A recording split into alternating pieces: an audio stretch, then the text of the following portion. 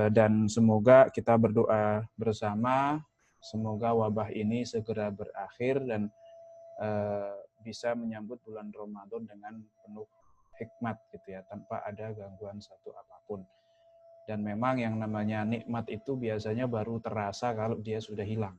Ya, dulu kita nganggap bahwa pergi keluar ke Indomaret bisa nyaman, pergi keluar sekedar jalan-jalan, ngopi, nongkrong dan sebagainya, itu bukan merupakan sebuah nikmat, itu kayak suatu hal yang biasa saja. Tetapi ketika nikmat itu diambil baru sangat terasa bahwasanya ternyata hal itu merupakan nikmat yang sangatlah besar, luar biasa gitu. Nah, maka kita harus selalu bersyukur kepada Allah Subhanahu wa taala atas segala nikmatnya, karena seberapapun nikmat yang diambil oleh Allah Subhanahu wa taala tetap lebih banyak kenikmatan yang kita terima untuk saat ini. Tak lupa salawat serta salam kita sanjung sajikan ke junjungan kita Nabi Agung Muhammad Sallallahu Alaihi Wasallam, dengan penuh harap semoga kita semua yang berada di sini termasuk umatnya yang akan mendapatkan syafaatnya di yaumil qiyamah nanti. Amin ya rabbal alamin. Kita insya Allah akan melanjutkan kajian kita mengenai fikih muamalah, gitu ya. Yang mana pada pembahasan terakhir, ini mungkin beberapa ada yang di open mic dulu, di unmute dulu, karena saya agak lupa ini terakhir sampai mana. Ini semuanya bisa melihat PowerPoint saya ya? Bisa, Ustaz. Ya, terakhir sampai mana? Ya, bisa, Ustaz.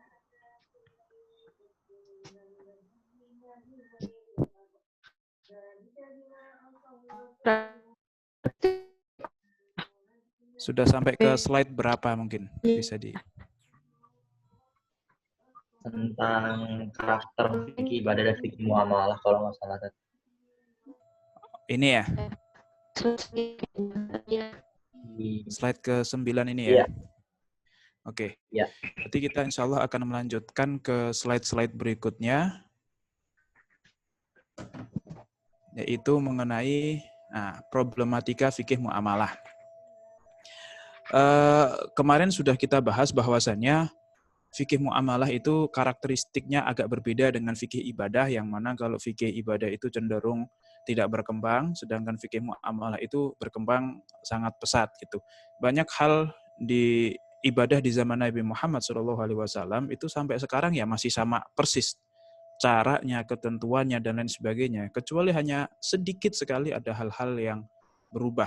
Berbeda dengan fikih muamalah yang mana perkembangannya sangat luar biasa, sehingga banyak sekali transaksi-transaksi yang mungkin tidak pernah ada, tidak pernah dikenal di zaman Nabi Muhammad SAW kemudian muncul pada saat ini. Dan itu akan memunculkan beberapa problematika di dalam masalah fikih muamalah. Yang pertama adalah bahwasanya memang halal dan haram itu semuanya hak prerogatif Allah. Jadi di dalam menentukan mana yang halal dan mana yang haram, itu satu-satunya yang memiliki otoritas sebenarnya hanya Allah Subhanahu wa taala saja. Disebutkan di dalam surat Yunus ayat 59, "Qul ara'aitum ma anzalallahu lakum mir rizqin faja'altum minhu haraman wa halalan, qul Allahu adzina lakum am 'alallahi taftarun."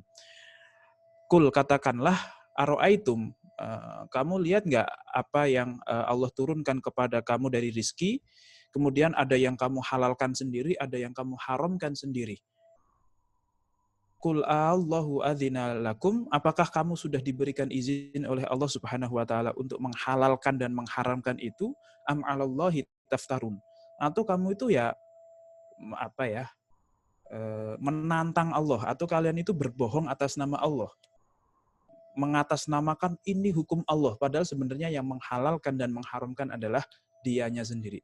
Maka ini menjadi satu masalah ya, mungkin bagi mustahid bisa dikatakan bahwasanya menghalalkan sesuatu atau mengharamkan sesuatu itu sebenarnya hanya hak prerogatif Allah Subhanahu wa taala. Itu yang pertama. Akan tetapi nanti Allah ternyata tidak kemudian memutus hal itu kepada dirinya saja, tetapi Allah memberikan justifikasi kepada Nabi Muhammad SAW untuk kemudian ikutilah Nabi Muhammad SAW, ikutilah Rasul. Qul atiullaha wa atiur rasul wa ulil amri minkum. Nah, itu kan ayatnya, katakanlah ikutilah Allah, taatilah Allah Subhanahu wa taala, dan taatilah Rasulullah sallallahu alaihi wasallam, wa ulil amri minkum, dan juga pemimpin-pemimpin kalian. Nah, yang dimaksud pemimpin di dalam ulil amri minkum di sini adalah para ulama, tentunya di dalam menentukan mana yang halal, mana yang haram, itu hak untuk menentukan itu diberikan kepada para ulama. Tentunya dengan kriteria ulama yang sudah kita ketahui ya, yang mana tidak bisa sembarangan dan dengan metode yang juga sangat tidaklah mudah. Maka jadi ulama itu, ya kalau dia memang beneran ulama, insya Allah istihad dapat berpahala. Tetapi kalau dia bukan ulama, kok sok-sokan menghalal-halalkan atau sok-sokan mengharam-haramkan, maka itu ditantang oleh Allah Subhanahu wa taala, am 'alallahi taftarun, atau kalian berbohong atas nama Allah. Maka tidak mudah untuk menghalalkan sesuatu yang belum jelas kehalalannya, dan juga tidak mudah untuk mengharamkan sesuatu yang belum jelas keharamannya. Itu pertama, bahwasanya halal dan haram adalah hak prerogatif Allah. Kemudian yang berikutnya,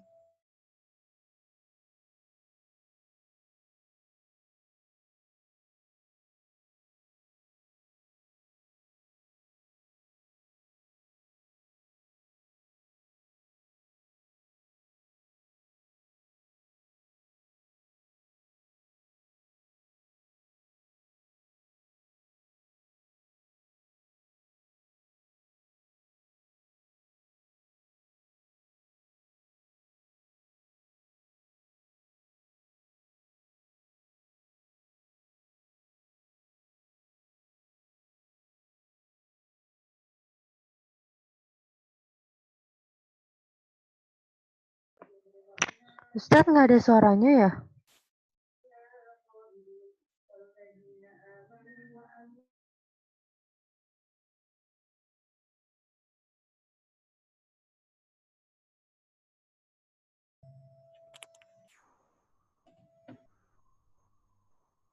halo? Ini sempat terputus ya? Iya, Ustadz, ini baru nyambung lagi. Oke, ini udah nyambung lagi, saya barusan reconnect mungkin koneksinya. Iya, Oke, kita lanjut lagi ya. Ustadz. Nah, dan kita tahu bahwa nas hukum tentang muamalah itu sangatlah terbatas gitu. Ya, di dalam Al-Qur'an ya, kita tahu juznya cuma 30, ayatnya 6.230 sekian gitu ya. Jadi ada beberapa yang terkenal kan bahwa ayat di dalam Al-Qur'an itu 6.666. Itu ayat, itu perhitungan ayat yang sangat salah gitu ya. Karena yang benar itu adalah 6.230 sekian. Ada yang bilang 36, ada yang 32, ada yang 33. Itu berbeda-beda karena memang pemberian nomor ayat itu ulama ternyata tidak sama. Dan memang itu bukan sesuatu yang sifatnya wahyu, tetapi itu banyak di antara ayat-ayat itu yang ijtihad para ulama. Jadi mungkin ayatnya sama persis kayak ihdinas siratal mustaqim, siratal ladzina an'amta 'alaihim ghairil maghdubi 'alaihim waladdallin. Itu satu ayat atau dua ayat, ternyata ulama tidak sependapat. Maka ini yang menyebabkan perbedaan pendapat terkait berapa sih jumlah ayat di dalam Al-Qur'an. Jumlah ayatnya saja, penomorannya saja, hanya sebatas itu. Kalau sekedar ayatnya itu tidak ada perbedaan sama sekali, bahwa ayatnya itu saja. Cuman apakah jeda ini adalah penomoran ayat atau bukan, ini nomor yang tersendiri atau bukan, itu merupakan ranah perbedaan para ulama. Nah, Al-Qur'an itu cuma 6.230 sekian ayat, yang mana dia tidak membicarakan seluruh masalah di dalam fikih muamalah ini. Banyak sekali masalah-masalah fikih muamalah yang belum terbahas secara detail di dalam Al-Qur'an, yang mana itu merupakan wahyu dari Allah Subhanahu wa taala, dan juga tidak terbahas oleh Nabi Muhammad SAW di dalam hadis-hadisnya, dan tidak mungkin ditemukan hadis-hadis baru ya, karena memang hadis itu adalah sesuatu yang disandarkan kepada Nabi Muhammad SAW. Maka jika Nabi Muhammad itu wafat ya, maka sudah tidak mungkin ada hadis baru lagi. Nah, ini menjadi satu tantangan karena nanti harus berijtihad berijtihad untuk bagaimana dengan fenomena-fenomena ekonomi yang terbaru, yang berkembang ini, yang mana belum ada nas-nas yang membahas tentang hukum-hukumnya. Nah, kegiatan ekonomi yang selalu berkembang. Maka ini tantangannya. Yang pertama adalah karena memang ekonominya terus berkembang, yang mana tidak ada nas-nasnya. Yang kemudian yang selanjutnya, perbedaan di dalam memahami satu kasus ekonomi.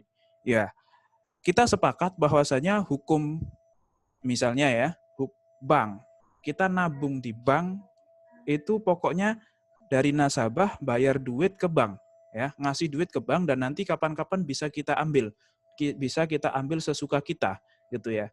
Apakah lewat ATM atau setor atau ditarik langsung, ataukah mungkin pakai debit untuk belanja dan lain sebagainya. Kita secara penggambaran bagaimananya itu mungkin sepakat, tetapi di dalam menamai bahwa kita setor ke bank itu akadnya apa, ini ulama bisa jadi berbeda pendapat terkait satu kasus.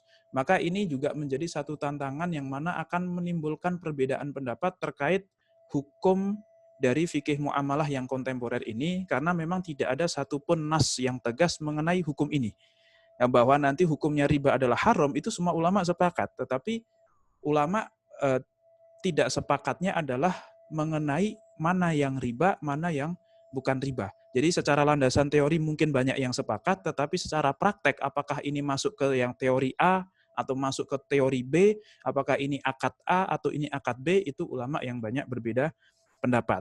Walaupun landasan teorinya pun itu juga bisa jadi berbeda. Hukum dari suatu akad pun itu ulama juga bisa jadi berbeda. Ya, misalnya kayak jual beli inah.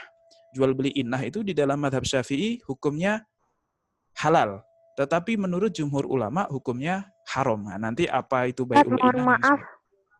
Ustadz, mohon maaf, screen-nya hilang. Oh, screen-nya hilang? Iya. Oh iya, saya belum share lagi ya. Oke, mohon maaf.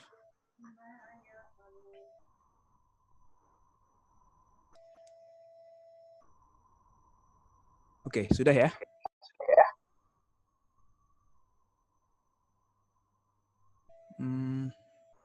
Sebentar. Kalau mau melihat chat, oke. Ya.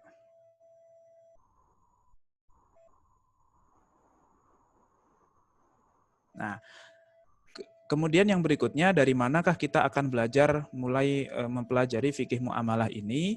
Maka kita akan mempelajari fikih muamalah ini dari unsur-unsur yang diharamkan di dalam fikih muamalah. Karena memang satu dasar hukum yang sudah kita sebutkan kemarin bahwasanya dasar dari semua muamalah, dasar hukum atau hukum dasar dari segala jenis bentuk muamalah itu adalah halal, kecuali sesuatu yang memang mengandung unsur haram. Maka kalau mau nanya misalnya hukum GoFood itu apa? Maka hukumnya adalah halal dulu, kecuali ada yang unsur haram yang di dalamnya. Kecuali ada unsur haram di dalam GoFood itu tersendiri. Maka bagi yang mengatakan halal itu tidak butuh dalil, ibaratnya ya. Karena memang semua hukumnya halal. Yang mengatakan haram, yang ngeklaim haram, itulah yang ditanya kok bisa haram, kenapa? Apa yang menyebabkan dia haram? Karena memang semua jenis bentuk muamalah itu asalnya halal, gitu. Jadi ibaratnya sebaliknya kayak misalnya sholat subuh. Sholat subuh kok 3 rakaat, itu halal atau haram, itu boleh atau tidak? Maka jawabannya gampang, tidak boleh. Dalilnya apa? Kok sholat subuh 3 rakaat itu tidak boleh? Itu tidak butuh dalil. Kenapa? Karena yang namanya ibadah itu adalah sebuah harus berlandaskan tuntunan dari Nabi Muhammad SAW. Kalau dia kok menyelisihi tuntunan, maka tidak usah ada dalil yang spesifik untuk mengharamkan hal itu.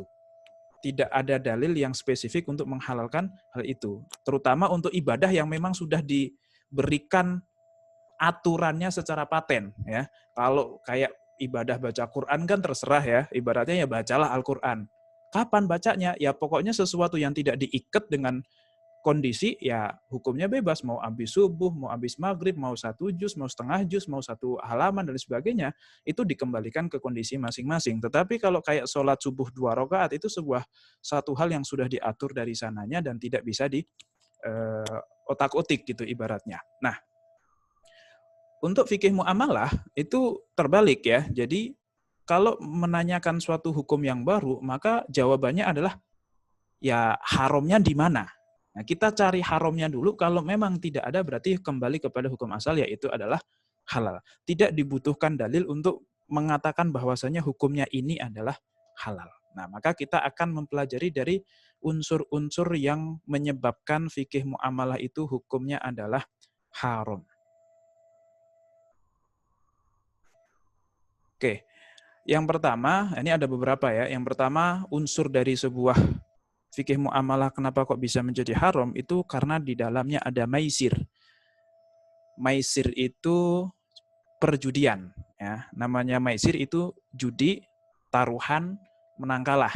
Yang mana nanti maisir itu akan kita bahas lebih lanjut, dia bisa berada di dalam suatu permainan dan juga bisa bertempat pada suatu transaksi bisnis. Ya, jual beli lah, atau mungkin mudorobah lah, atau mungkin kerjasama dan lain sebagainya. Nah, yang pertama maisir. Jika suatu muamalah kok mengandung maisir, maka sudah haram. Yang kedua adalah gharar. Gharar itu apa? Yaitu memakai akad tapi tidak jelas. Ya bisa jadi yang nggak jelas akadnya, bisa jadi yang nggak jelas barangnya, yang bisa jadi juga nggak jelas kapan waktunya, bisa jadi nggak jelas harganya dan lain sebagainya. Itu namanya gharar.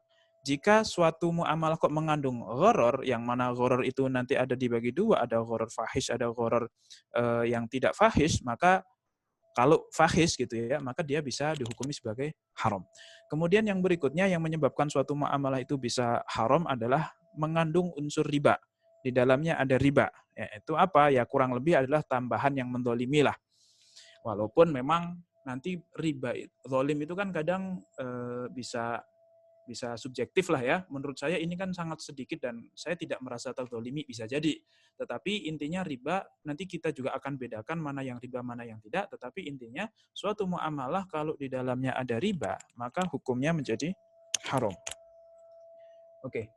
Kemudian yang berikutnya adalah batil. Yaitu batil itu apa? Tidak mengandung maisir, tidak mengandung gharar, tidak mengandung riba, tetapi ada unsur-unsur yang diharamkan secara syariat dari sisi yang lain. Ya, misalnya jual beli di situ nggak ada maisirnya, terbebas dari riba, nggak ada ghararnya, jelas semuanya, tetapi yang dijual belikan adalah minuman keras misalnya.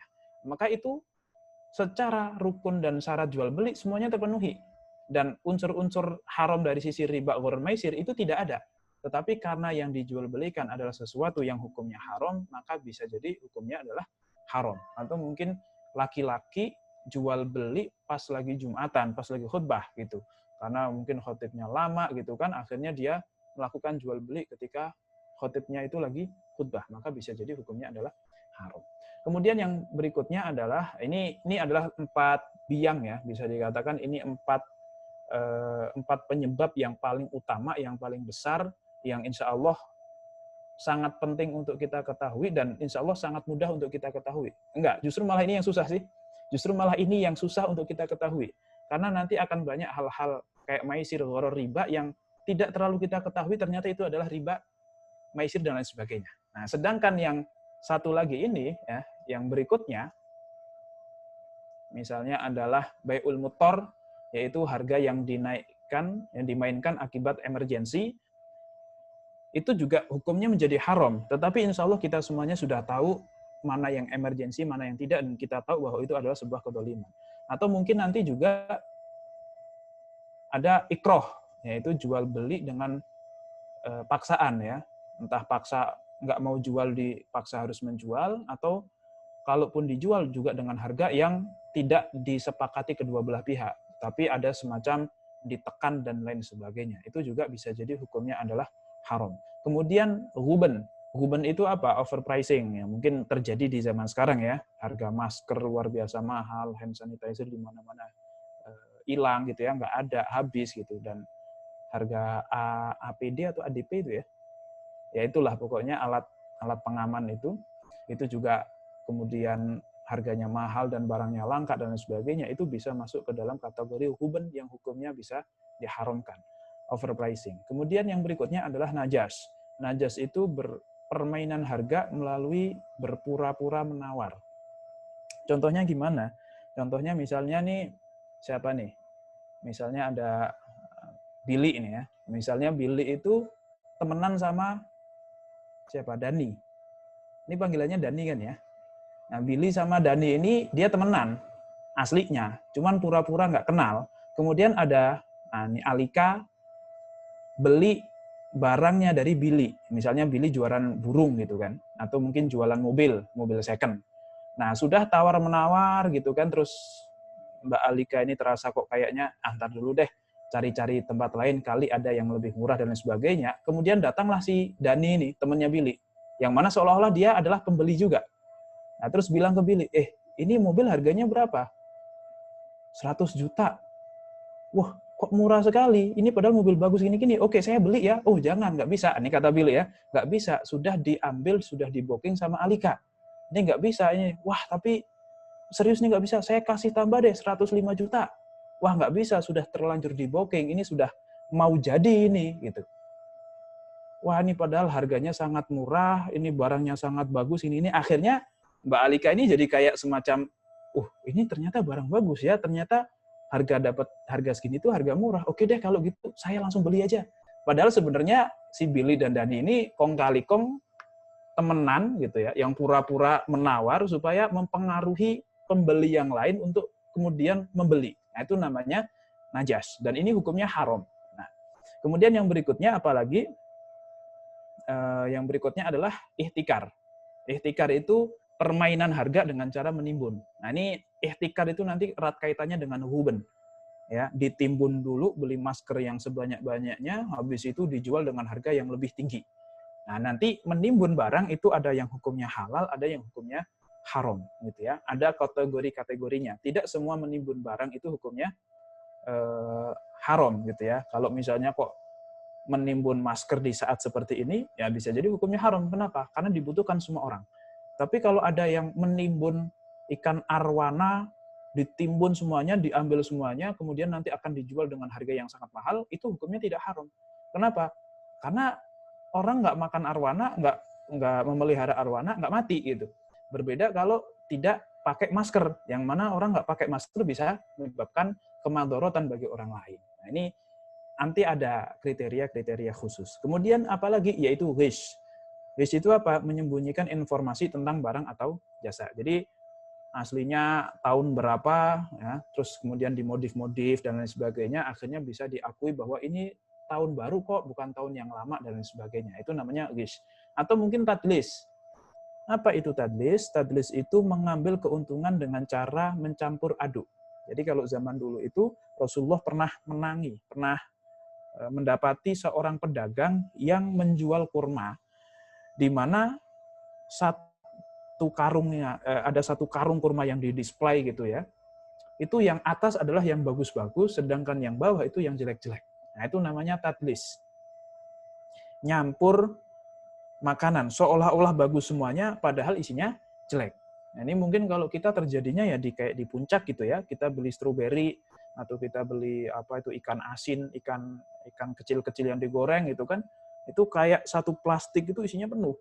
Nah, ternyata setelah dibuka itu dalamnya kardusnya lebih tebal daripada isinya. Ini kan mungkin bisa masuk ke dalam kategori tadlis. Nah, dan perbedaan antara maisir, gharar, riba, batil dengan yang orange ini ya, bai'ul mutar, ikrah, huben, najas, ihtikar, ghish dan tadlis ini, kalau di dalam maisir, gharar, riba dan batil itu haram bagi kedua belah pihak.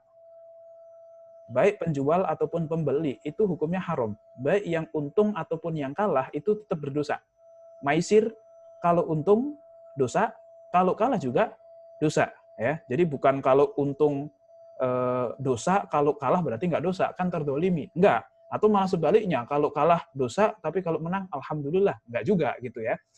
Jadi ini adalah akad yang menyebabkan kedua belah pihak hukumnya berdosa. Tetapi kalau yang di dalam sini, yang orange ini yang dosa hanyalah mereka yang melakukan kezaliman saja. Bai'ul ikroh, ya yang dosa yang maksa. Huben, overpricing, ya yang dosa adalah orang yang menaikkan harga seenak jidatnya sendiri gitu. Atau mungkin najas tadi ya, yang berpura-pura nawar dan sebagainya, ya yang dosa adalah dua orang yang berpura-pura tadi. Jadi ini dua hal yang berbeda. Kalau di dalam maisir, gharar, riba, batil itu kedua-duanya berdosa, sedangkan yang orange ini yang berdosa hanyalah mereka yang terzalimi. Nah, ini kurang lebih mengenai beberapa hal yang hukumnya adalah haram di dalam fikih muamalah, yang mana kalau ada salah satu di antara unsur-unsur ini ya di dalam suatu muamalah kok mengandung salah satu di antara unsur-unsur ini, maka bisa dikatakan bahwasanya muamalah tersebut, bentuk dari praktek ekonomi tersebut hukumnya adalah haram. Oke. Ini sekilas mengenai apa saja yang hukumnya ada atau hal-hal yang menyebabkan suatu muamalah itu hukumnya haram. Yang berikutnya kita akan lebih dalam lagi membahas mengenai maisir. Apa itu maisir, hukumnya seperti apa yang maisir, mana yang bukan maisir, dan lain sebagainya. Yang pertama akan kita bahas adalah mengenai dalil keharaman maisir, yaitu surat Al-Maidah ayat 90, qala Allah Ta'ala, Ya ayyuhalladzina amanu innamal khamru wal maisiru wal ansabu wal azlamu rijsun min amali syaitan fajtanibuhu la'allakum tuflihun. Wahai orang-orang yang beriman, sesungguhnya khamr, minuman keras, wal maisir, dan juga judi, wal ansab, dan juga berhala gitu ya, wal azlam, dan mengundi nasib dengan panah, itu rijsun, termasuk perbuatan yang kotor, min amali syaiton, termasuk perbuatan setan. Fajtanibuhu la'allakum tuflihun. Maka hindarilah, maka jauhilah supaya kalian mendapatkan keberuntungan. Ini merupakan suatu dalil mengenai keharaman dari maisir ini. Yang mana Allah Subhanahu wa taala menyandingkan maisir dengan minum-minuman keras dan juga menyandingkan dengan al-ansab, yaitu tentang berhala. Wal azlam, azlam itu mengundi nasib dengan panah. Maksudnya apa? Jadi zaman dulu itu nggak ada yang namanya sholat istikharah. Ya, misalnya ada seorang perempuan kok dilamar 4 laki-laki, misalnya kok begitu ya. Itu kalau sekarang kan, mbak yang sekarang biasanya istikharah ya, istikharah bertanya kepada orang tua dan lain sebagainya. Tetapi kalau orang dulu itu enggak, dia ngambil panah, kemudian mungkin foto 4 cowok itu dipasang di dinding begitu ya, kemudian dipanah dari jauh. Mana yang kena, itulah yang akan dipilih. Itu namanya azlam, ngundi nasib pakai panah. Ya walaupun bentuknya nggak harus panah sih ya. Kalau sekarang mungkin pakai dadu juga bisa juga gitu. Ini keharaman maisir ternyata disandingkan dengan perbuatan syirik, yaitu berhala ya. Mungkin beribadah untuk berhala atau berkorban untuk berhala dan lain sebagainya. Kemudian yang berikutnya, innama yuridu syaitanu ayyuqi'a bainakumul adawata wal baghdha'a fil khamri wal maisir wa yasuddakum 'an dzikrillahi wa 'anis shalah. Sesungguhnya setan itu bermaksud hendak menimbulkan permusuhan dan kebencian di antara kamu lantaran meminum khamr dan berjudi itu, dan menghalangi kamu dari mengingat Allah dan sembahyang. Wa yasuddakum 'an dzikrillahi wa 'anis shalah fahal antum muntahun. Maka berhentilah kamu dari mengerjakan pekerjaan-pekerjaan tersebut. Nah, ini merupakan perintah dari Allah Subhanahu wa taala untuk menghindari maisir, khamr, dan yang lain sebagainya. Itu kalau dalil keharaman dari Al-Qur'an. Sementara dalil keharaman dari hadis, yaitu hadis Rasulullah Shallallahu alaihi wasallam, man la'iba bin nardi faqad asallaha wa rasulah. Barang siapa yang bermain dengan nardi, barang siapa yang bermain dengan nardi itu bukan nama orang ya. Nardi itu dia adalah dadu. Barang siapa yang bermain dengan dadu, faqad asallaha wa rasulah, maka dia telah bermaksiat kepada Allah dan Rasulnya. Nah, maka dia telah bermaksiat kepada Allah dan Rasul-Nya. Nah, di sini harus kita pahami dengan benar. Apakah bermain dengan dadu itu hukumnya haram, atau yang ingin diharamkan oleh Rasulullah itu apa? Ya, kalau kita pakai tekstual hadis, maka akan susah. Kenapa? Karena kita akan mengharamkan semua jenis permainan yang menggunakan dadu, ya. Ludo lah, meskipun tanpa taruhan. Ya mungkin main ludo, ular tangga, monopoli, dan lain sebagainya. Meskipun tanpa taruhan itu bisa hukumnya haram, karena memang ada hadis yang secara eksplisit menerangkan barang siapa yang main dengan nardi, dengan dadu, maka telah bermaksiat kepada Allah dan Rasul-Nya. Tetapi memahami hadis ternyata tidak semudah itu. Maka harus dikembalikan kepada para ulama. Yang dimaksud dengan nardi di sini apakah dadunya atau sesuatu yang lazimnya pada saat itu dimainkan dengan dadu. Nah, ternyata yang diharamkan bukan dadunya, tetapi berjudi, yang mana perjudian di masa Nabi Muhammad SAW itu sangat identik dengan dadu. Ya, kalau pakai dadu ya pastinya judi, walaupun tidak setiap dadu itu sebenarnya judi juga, dan tidak setiap judi itu juga pakai dadu. Tetapi karena memang identik judi itu adalah dengan dadu, ya, dadu itu identik dengan judi pada saat Nabi Muhammad SAW, maka Rasulullah langsung menyebutkan dadunya. Nah, sama kayak khomer. Allah Subhanahu wa Ta'ala itu mengharamkan khomer saja. Padahal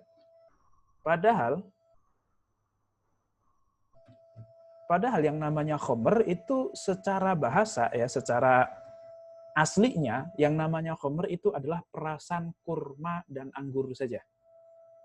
Maka minuman keras yang bukan berasal dari perasan kurma dan anggur itu sebenarnya tidak masuk dalam kategori khomer secara bahasa lah gitu ya. Tetapi kenapa kok kemudian yang dimaksud dengan khomer adalah semua yang memabukkan? Karena memang identik pada saat itu yang memabukkan, yang digunakan untuk mabuk-mabukan di masa Nabi Muhammad itu ya kalau enggak perasan kurma ya perasan anggur. Padahal tidak semua perasan kurma dan anggur itu hukumnya haram, dan tidak semua khomer yang hukumnya haram itu juga nanti berasal dari dua barang tersebut. Karena Nabi Muhammad SAW itu sangat suka untuk merendam air kurma itu ya, bikin kurma diperes dan lain sebagainya. Kalau masih sehari, 2 hari, 3 hari masih diminum, tapi di hari ketiga nanti sudah mulai dibuang karena itu sudah berubah menjadi memabukkan. Nah, ini satu hal yang perlu kita pahami, bahwasanya yang namanya nardi di sini itu bukan dadunya, akan tetapi perbuatan judinya. Oke, insya Allah masih nyambung semua ya di sini ya. Atau mungkin ada yang sambil masak dan lain sebagainya, ya monggo saja sih, enggak masalah gitu. Oke. Kemudian ya. Tadi masih nggak ngerti sih yang dadu gimana. Jadi apakah kita bermain ya istilahnya ya tadi kayak ludo atau kayak gitu nggak apa-apa kan, atau bagaimana? Ya ini tadi di dalam hadis kan memang secara eksplisit disebutkan barang siapa yang bermain dengan dadu maka telah bermaksiat kepada Allah dan Rasul-Nya. Nah, para ulama mengatakan bukan dadunya yang menjadi haram, yang ingin diharamkan oleh Rasulullah itu bukan dadunya, tetapi permainan yang digunakan menggunakan dadu yang mana pada saat itu yang dimaksud adalah judi. Karena pada saat itu yang namanya judi itu hampir pakai dadu semuanya. Dan yang namanya main dadu pada saat itu ya dipastikan judi. Maka yang dimaksud Rasulullah itu bukan dadunya, tetapi judinya. Nah, Rasulullah itu suka kadang ya mengharamkan sesuatu itu tidak langsung barangnya, tidak langsung to the point judinya yang diharamkan, tetapi alat yang dipakai. Nah, kadang seperti itu. Ya, kadang tidak langsung to the point mengharamkan barangnya, tetapi sesuatu yang identiknya dengan judi. Nah, ini maka perlu dipahami. Karena kan kebudayaan juga berkembang. Sekarang banyak perjudian yang tidak pakai dadu gitu. Jadi, apakah bermain dadu, ludo, dan lain sebagainya nanti hukumnya haram atau tidak? Nah, kita akan ketahui dari kriteria judi yang diharamkan. Apakah main ludo, main dan lain sebagainya itu masuk ke dalam kriteria yang diharamkan? Kalau masuk ya haram, kalau tidak ya tidak. Jadi insya Allah kita akan bahas lebih lanjut mengenai hal itu. Yang berikutnya adalah tentang pengertian maisir. Ini terdapat banyak sekali pengertian maisir. Ada beberapa gitu ya. Yang mungkin secara inti sama. Pertama, perkataan Imam Malik, qala al-Imam Malik, maisirul qimar ma yatakhotorotun nasu alaihi, yaitu sesuatu yang orang itu yatakhotor, bertaruh. Orang melakukan taruhan itu namanya maisir. Itu masih sangat umum. Kemudian Imam Syafi'i berkata, ma'nal qimar atau maisir tadi, muwadha'atu bainatsnaini ala malin, yaitu taruhan dua orang atas sebuah harta, yaduru bainahuma fisyaqqaini fayakunu kullu wahidin minhuma imma ghaniman imma ghariman. Yaitu yang mana dari taruhan dua belah pihak ini nanti salah satu ada yang menang dan salah satu ada yang kalah. Yang menang mendapatkan kemenangan dari yang kalah, dan yang kalah itu menanggung kemenangannya si yang menang. Ya, ibaratnya kurang lebih seperti itu. Kemudian Al-Jassos dari mazhab Maliki mengatakan bahwasanya al-maisir adalah tamlikul mal alal mukhatarah, yaitu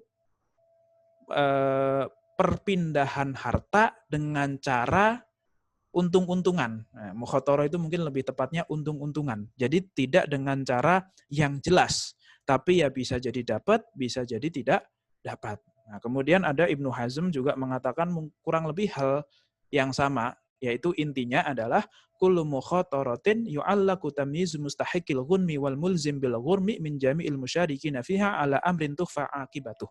Yaitu setiap untung-untungan yang mana siapa yang menang dan siapa yang kalah itu diambil dari taruhan dari seluruh peserta. Ya, siapa yang menang dan siapa yang kalah gitu ya. Itu yang menang akan mendapatkan taruhan dari seluruh peserta, dan kemenangan atau kekalahan itu disangkutkan atau mungkin ditentukan oleh sebuah permainan yang belum diketahui apa yang akan terjadi. Apakah menang, apakah kalah, itu belum diketahui. Nah, itu yang disebut sebagai mukhatarah. Mungkin untuk lebih jelasnya kita akan membahas lebih lanjut nanti unsur mukhatarah atau unsur maisir itu apa saja. Tetapi sebelum itu kita akan membahas mengenai hukum perlombaan.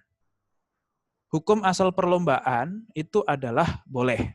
Sebagaimana dikatakan oleh Ibnu Abdin, wa ammas sibaku bila ju'lin fayajuzu fi kulli syai'.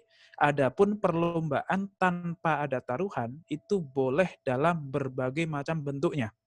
Mau lomba misalnya balapan kuda lah, lomba renang lah, cepet-cepetan ngapalin lah, atau mungkin cepet-cepetan datang lah, dan lain sebagainya, lari dan sebagainya, itu hukumnya diperbolehkan jika bila ju'lin, tanpa adanya taruhan. Tetapi kalau ada taruhan, nah itu nanti bisa hukumnya haram. Kemudian Ibnu Qudamah juga mengatakan bahwasanya wal musabaqatu ala dorbaini.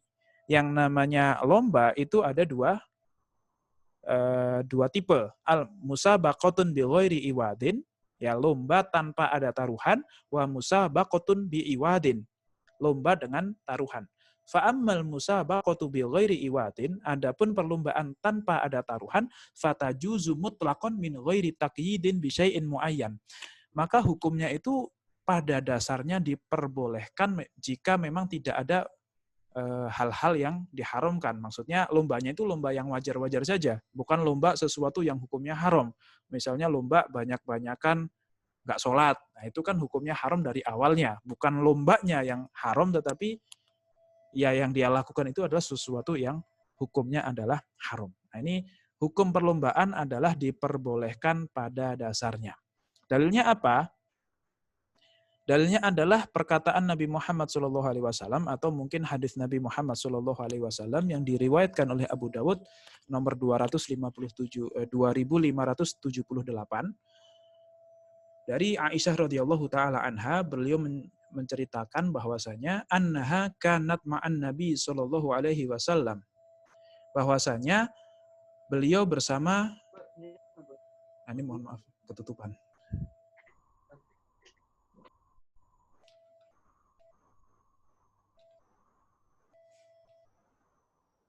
Nah, bahwasanya annaha kanat ma'an Nabi sallallahu alaihi wasallam fi safarin. Aisyah itu pernah suatu ketika sedang bersafar dengan Nabi Muhammad, kemudian qalat fasabaqtuhu. Maka aku, nah kata Aisyah itu, ya Rasulullah, ayo kita lomba. Fasabaqtuhu. Maka Aisyah itu menang lomba ala rijlayya. Ya, Aisyah pada saat itu menang. Falamma hamaltul lahma, akan tetapi di akhir hayat Nabi Muhammad ketika Aisyah hamalat al-lahma, yaitu ketika dia itu badannya sudah mulai membesar, menggemuk gitu ya. Sabaqtuhu fasabaqoni. Saya kembali menantang Rasulullah Shallallahu alaihi wasallam, kemudian Rasulullah itu memenangkan perlombaan lari tersebut. Aisyah pernah suatu ketika safar bareng Rasulullah, kemudian bercandaan Rasulullah dengan Aisyah, ayo lomba lari gitu ya. Kemudian lombalah Aisyah dan Rasulullah, dan menanglah Aisyah karena memang Aisyah masih kecil gitu ya, masih muda, sedangkan Rasulullah SAW mungkin umurnya sudah 50 lebih, mungkin sudah masuk ke 60 gitu ya. Maka yang menang adalah Aisyah. Tapi ketika Aisyah sudah mulai gemuk gitu, dan Rasulullah mungkin ya lebih fit daripada Aisyah, maka saat itu Rasulullah memenangkan perlombaan di antara Aisyah dan Rasulullah. Maka Rasulullah berkata, hadhihi bitil kasabqoh. Nah, ini adalah pembalasan dari yang dulu saya pernah kalah sama kamu. Nah, ini menunjukkan bahwasanya perlombaan itu hukumnya diperbolehkan jika di dalamnya tidak ada taruhan. Nah, dan juga nanti ada kisah Rukanah bin Abdi Yazid. Ada seseorang namanya Rukanah. Dia itu nantang Nabi Muhammad untuk bergulat. Wahai Muhammad gitu ya. Dia tuh, Rukanah itu orang kafir, orang yang paling jago gulat di Mekah. Wahai Muhammad, kalau kamu bisa mengalahkan saya, maka saya akan masuk ke Islam. Ya, maka Rasulullah SAW, ya udah ayo gitu ya. Kemudian bergulatlah Nabi dengan Rukanah ini, yang mana mungkin yang lain juga ngeri gitu ya, kayak Abu Bakar, Utsman itu ngeri. Wah, ini kalah kayaknya Rasulullah SAW, karena Rukanah itu orang yang paling tidak bisa dikalahkan di Mekah. Kok nantang Nabi dan Nabi mengiyakan? Ternyata Nabi Muhammad menang. Kemudian apa kata Rukanah? Asyhadu annaka sahir. Wahai Muhammad, saya bersaksi bahwa engkau itu seorang penyihir. Kok bisa saya kalah? Itu awalnya begitu, tapi lama-lama tsumma aslama ba'd. Ya, akhirnya sih nantinya Islam juga. Nah, ini menunjukkan bahwasanya yang namanya perlombaan hukumnya diperbolehkan asalkan tidak ada taruhan dari kedua belah pihak. Oke. Itu yang pertama mengenai perlombaan. Kemudian yang berikutnya kita akan membahas, mungkin kalau dari pengertian tadi agak susah dipahami tentang apa itu maisir, tetapi insya Allah dengan unsur-unsur maisir ini akan lebih mudah untuk kita pahami yang disebut sebagai maisir. Atau kita bisa membedakan mana perjudian yang hukumnya haram, mana perjudian yang hukumnya diperbolehkan. Yang pertama, akan disebut sebagai maisir, ya, yang mana hukumnya adalah haram, jika ada taruhan harta atau materi yang berasal dari kedua belah pihak yang berjudi. Ya nggak harus dua, bisa 3 atau lebih. Intinya adalah adanya taruhan dari semua pihak. Jika taruhan hanya berasal dari salah satu pihak saja, maka tidak bisa disebut sebagai judi. Ya, misalnya, saya hobi catur nih, ya, misalnya sama Billy. Billy juga suka catur. Terus saya nantang Billy, ayo Bill kita main catur. Yang menang bayar 100.000 kepada yang menang itu mendapatkan 100.000 dari yang kalah. Kalau saya menang saya bayar kamu 100.000, kalau kamu menang ya saya yang bayar ke kamu 100.000. Itu bisa dikatakan sebagai judi. Kenapa? Karena ada taruhan dari kedua belah pihak. Akan tetapi hukumnya berbeda jika taruhan hanya dari salah satu pihak. Misalnya saya sama Billy suka catur nih ya, kemudian saya nantang Billy, Bill, ayo kita main catur. Kalau saya menang, maka ya sudah, gitu kan ya. Tetapi kalau kamu yang menang, saya kasih kamu 100.000. Nah ini kan ada taruhannya, ada janji hadiahnya, tetapi hanya berasal dari salah satu pihak. Kalau saya menang, saya nggak dapat apa-apa, tetapi kalau Billy menang, Billy dapat hadiah dari saya. Nah, ini merupakan bukan merupakan bentuk maisir yang diharamkan. Nah, itu namanya nanti adalah ju'alah. Ju'alah itu apa ya namanya? Sayembara. Nah, sayembara. Jadi kalau seseorang mengadakan sayembara, itu kan hadiahnya hanya dari satu pihak, maka hukumnya tidak menjadi haram. Kenapa? Karena tidak ada taruhan dari semua pihak. Taruhan hanya dari sebagian saja. Bahkan mungkin kalaupun ada 10 orang yang bertaruh gitu ya, ada 10 orang yang berlomba, lomba lari, kemudian pokoknya kalau yang menang itu akan mendapatkan 100.000 dari setiap peserta, kecuali satu peserta ini. Atau mungkin 10 orang gitu ya, 5 orang bayar taruhan, 5 orang tidak bayar taruhan, maka ini juga tidak masuk ke dalam kategori maisir.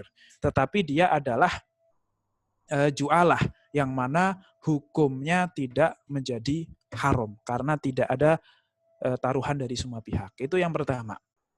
Yang kedua, adanya suatu permainan yang digunakan untuk menentukan pemenang dan yang kalah.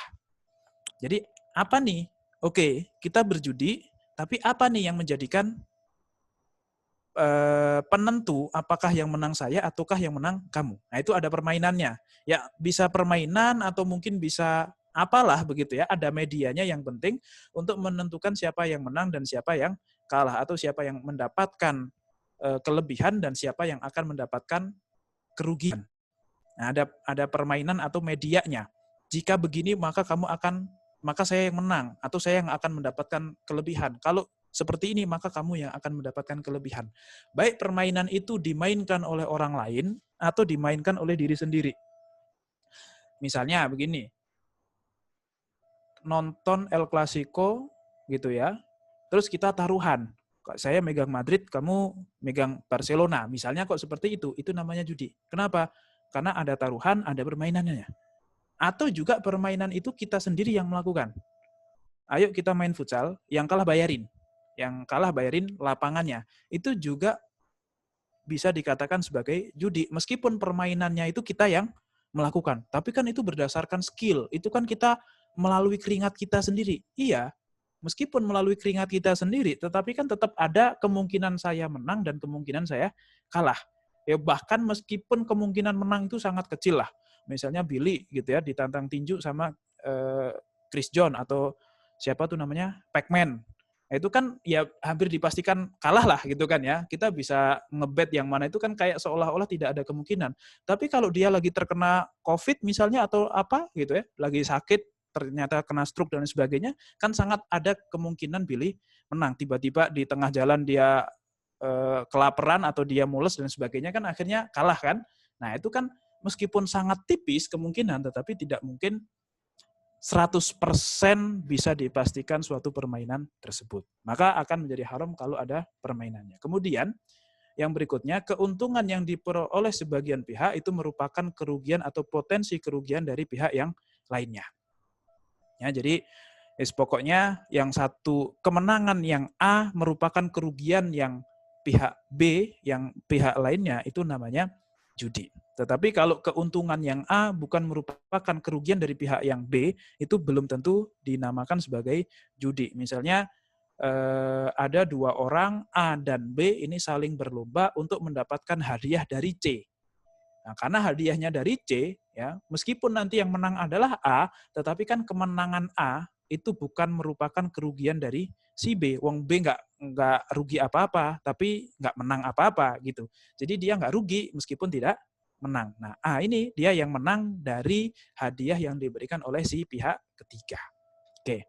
Kemudian ada satu lagi ya. Ada satu kriteria lagi yang mana ini tidak disepakati oleh para ulama ya. Ini hanya saya dapatkan dari dosen saya, yaitu Pak Oni Syahroni. Mungkin kalau Nisa orang perbankan pastinya tahu Pak Oni, karena beliau itu orang penting di DSN MUI. Beliau mengatakan pelaku berniat mencari uang dengan adu nasib. Kalau dia hanya bermain-main saja, maka tidak disebut sebagai judi. Contohnya apa? Contohnya tadi, kalau kita katakan tadi kan namanya main futsal, yang kalah bayarin itu judi. Kenapa? Karena siapa yang menang dan siapa yang kalah itu tidak bisa ketahui, dan kemenangan pihak pertama itu merupakan kerugian pihak kedua. Meskipun keduanya itu ya, saya cuma pengen nyari keringat aja sih, ya dikasih taruhan supaya lebih semangat dikit lah. Ibaratnya kan nggak ada orang kok berprofesi judi, profesinya itu ibaratnya futsal pengen nyari uang gitu. Ya ada, mungkin ada sih ya memang berprofesi sebagai seperti itu. Tapi maksudnya kalau sekedar tidak dibayarin lapangannya itu kan tidak akan mendapatkan uang. Dia hanya akan mendapatkan fasilitas gratis gitu saja. Tetapi itu juga sebuah keuntungan yang didapat yang bisa dinikmati dari kerugian orang lain, maka bisa dikatakan sebagai judi. Sedangkan Pak Oni mengatakan itu bukan judi karena orang main futsal kayak gitu tuh niatnya nggak cari untung kok. Dia cuma niatnya cari semangat, cari keringat dan lain sebagainya. Tetapi hal ini dibantah oleh para ulama yang terdahulu ya, sebagaimana kata Mujahid, kulul kimari minal maisir hatta la'bus sibyan bil jauz. Setiap kimar, setiap untung-untungan itu termasuk maisir yang hukumnya haram, hatta bahkan sampai la'bus sibyan bil jauz. Permainan anak kecil pakai al-jauz. Al-jauz itu yang di ini. Ice Age itu loh yang suka dikejar-kejar makanan biji kenari ya. Nah, biji kenari. Ya, meskipun permainan anak kecil dengan biji kenari, ya mungkin kalau kita sekarang main kelereng lah. Main kelereng kan nggak ada. Orang berprofesi sebagai pemain kelereng, itu kan nggak ada. Kalau itu nggak ada ya. Tetapi itu juga bisa dikatakan oleh Mujahid, dikatakan bahwa itu maisir. Itu kimar yang hukumnya adalah haram. Meskipun permainannya hanya dengan kelereng. Tetapi kalau di situ ada yang menang dan ada yang kalah, di mana ada taruhannya juga gitu ya, maka bisa dihukumi sebagai maisir yang hukumnya haram. Nah, itu merupakan syarat-syarat atau unsur-unsur di dalam maisir. Oke, kemudian yang berikutnya kita akan bahas substansinya. Substansi dari maisir adalah setiap permainan yang menempatkan salah satu pihak harus menanggung beban pihak lain akibat permainan tersebut. Nah, makosidnya apa? Kenapa kok maisir ini diharamkan di dalam Islam? Karena supaya menghindarkan kemalasan kerja. Nah, nanti kita harus pahami ya, bahwasanya maisir itu bisa terjadi di dalam permainan juga bisa terjadi di dalam bisnis. Di dalam permainan sudah kita sebutkan sebagaimana tadi gitu ya, contoh-contohnya.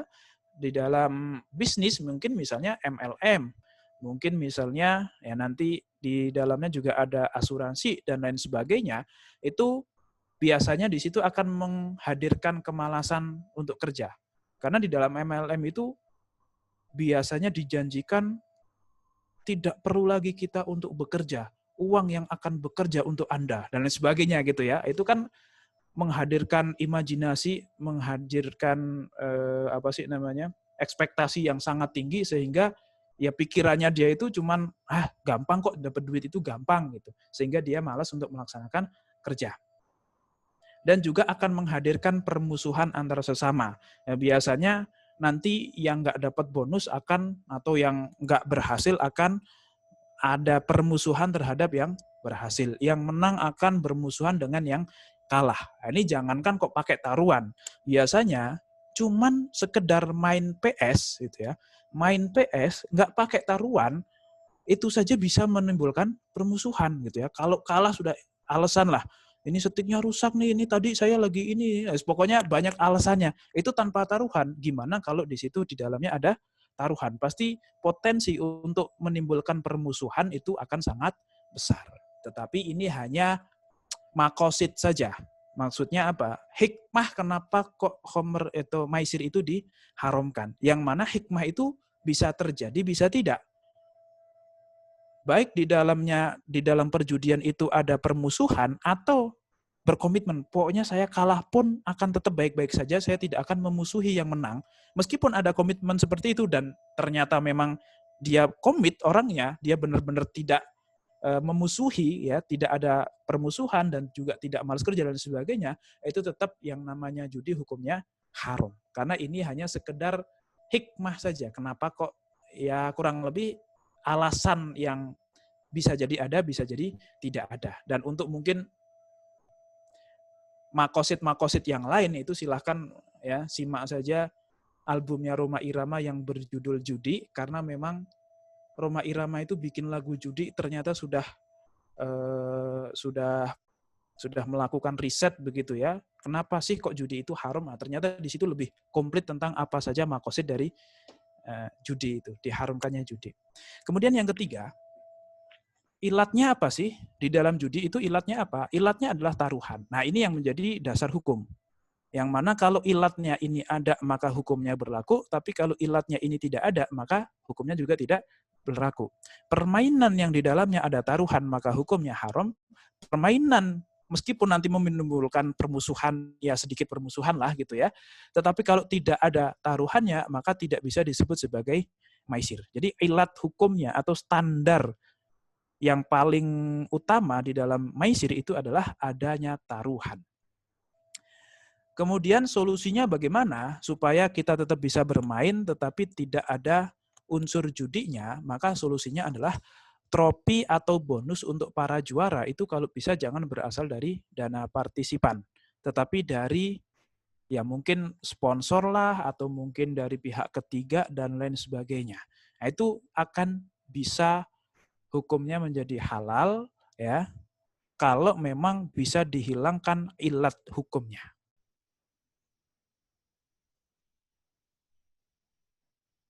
Ustaz mau nanya, boleh?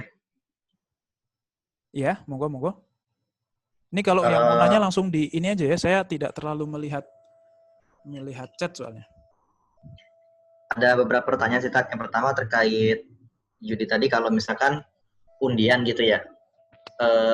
Kadang undian kita itu kan harus, kalau misalkan undiannya gratis ya, kayak free coupon atau apa gitu, apakah diperbolehkan gitu? Terus kalau misalkan undiannya itu kita harus menukarkan kupon. Jadi kan sekarang banyak tuh kayak misalkan Grab Point lah, ada Telkomsel Point atau apa, ditukar dengan kupon undian, lalu undian gitu kan. Apakah itu termasuk judi? Terus yang tadi ini, yang terkait untuk yang hadiah dari lomba, kalau misalkan kita tidak tahu gitu, apakah kita juga termasuk dalam bagian yang berdosa mengikuti perlombaan tersebut? Gitu sih. Tidak tahu.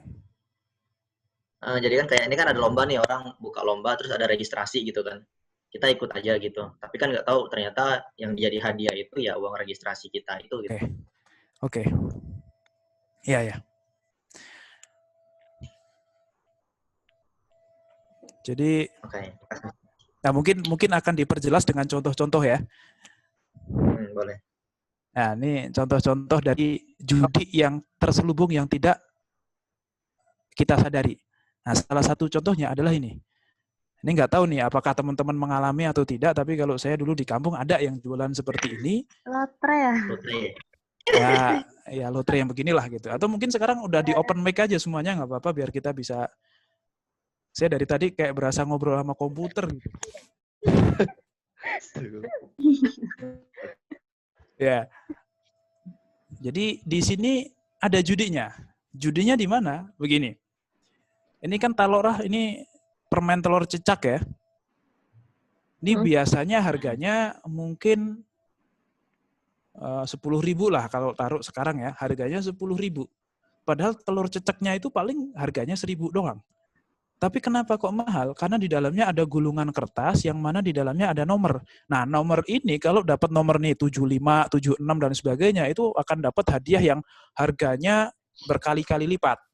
Bisa 150, bisa mungkin 200.000 dan sebagainya. Nah, letak judinya di mana? Ini kan jual beli, ada barang yang dijual dan ada yang dibeli gitu kan ya. Nah, ada yang dijual dan ada harga. Ini bukankah kalau jual beli itu yang penting ridho sama ridho? Nah, ini harus kita teliti lebih dalam. Kenapa kok orang mau beli permen cecak yang cuman isinya kayak gitu doang yang harganya 1.000 dengan harga 10.000? Kan karena di dalamnya ada kemungkinan nomor tersebut. Nah, memang mungkin kalau kita breakdown, sebenarnya kita melakukan jual belinya itu hanya 1.000, sedangkan 9.000 adalah taruhan untuk untung-untungan.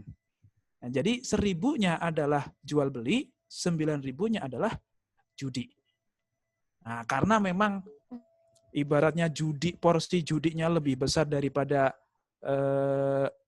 jual belinya, maka hukumnya akan berubah menjadi haram. Berbeda kalau misalnya begini. Belilah produk kami yaitu sabun cuci dan yang beruntung akan mendapatkan hadiah umroh. Misalnya begitu. Tapi harga sabun cucinya ya harganya biasa aja, normal. Tetapi kita mendapatkan kupon dengan membeli itu. Nah, ini bisa kita lihat bedanya. Kalau kita beli deterjen, itu kenapa kok kita mau beli deterjen itu? Ya karena kita mau nyuci. Kan kurang lebih seperti itu. Bukan karena kita pengen dapat hadiah umroh. Ya pengen sih, cuman motivasi kita beli bukan karena itu.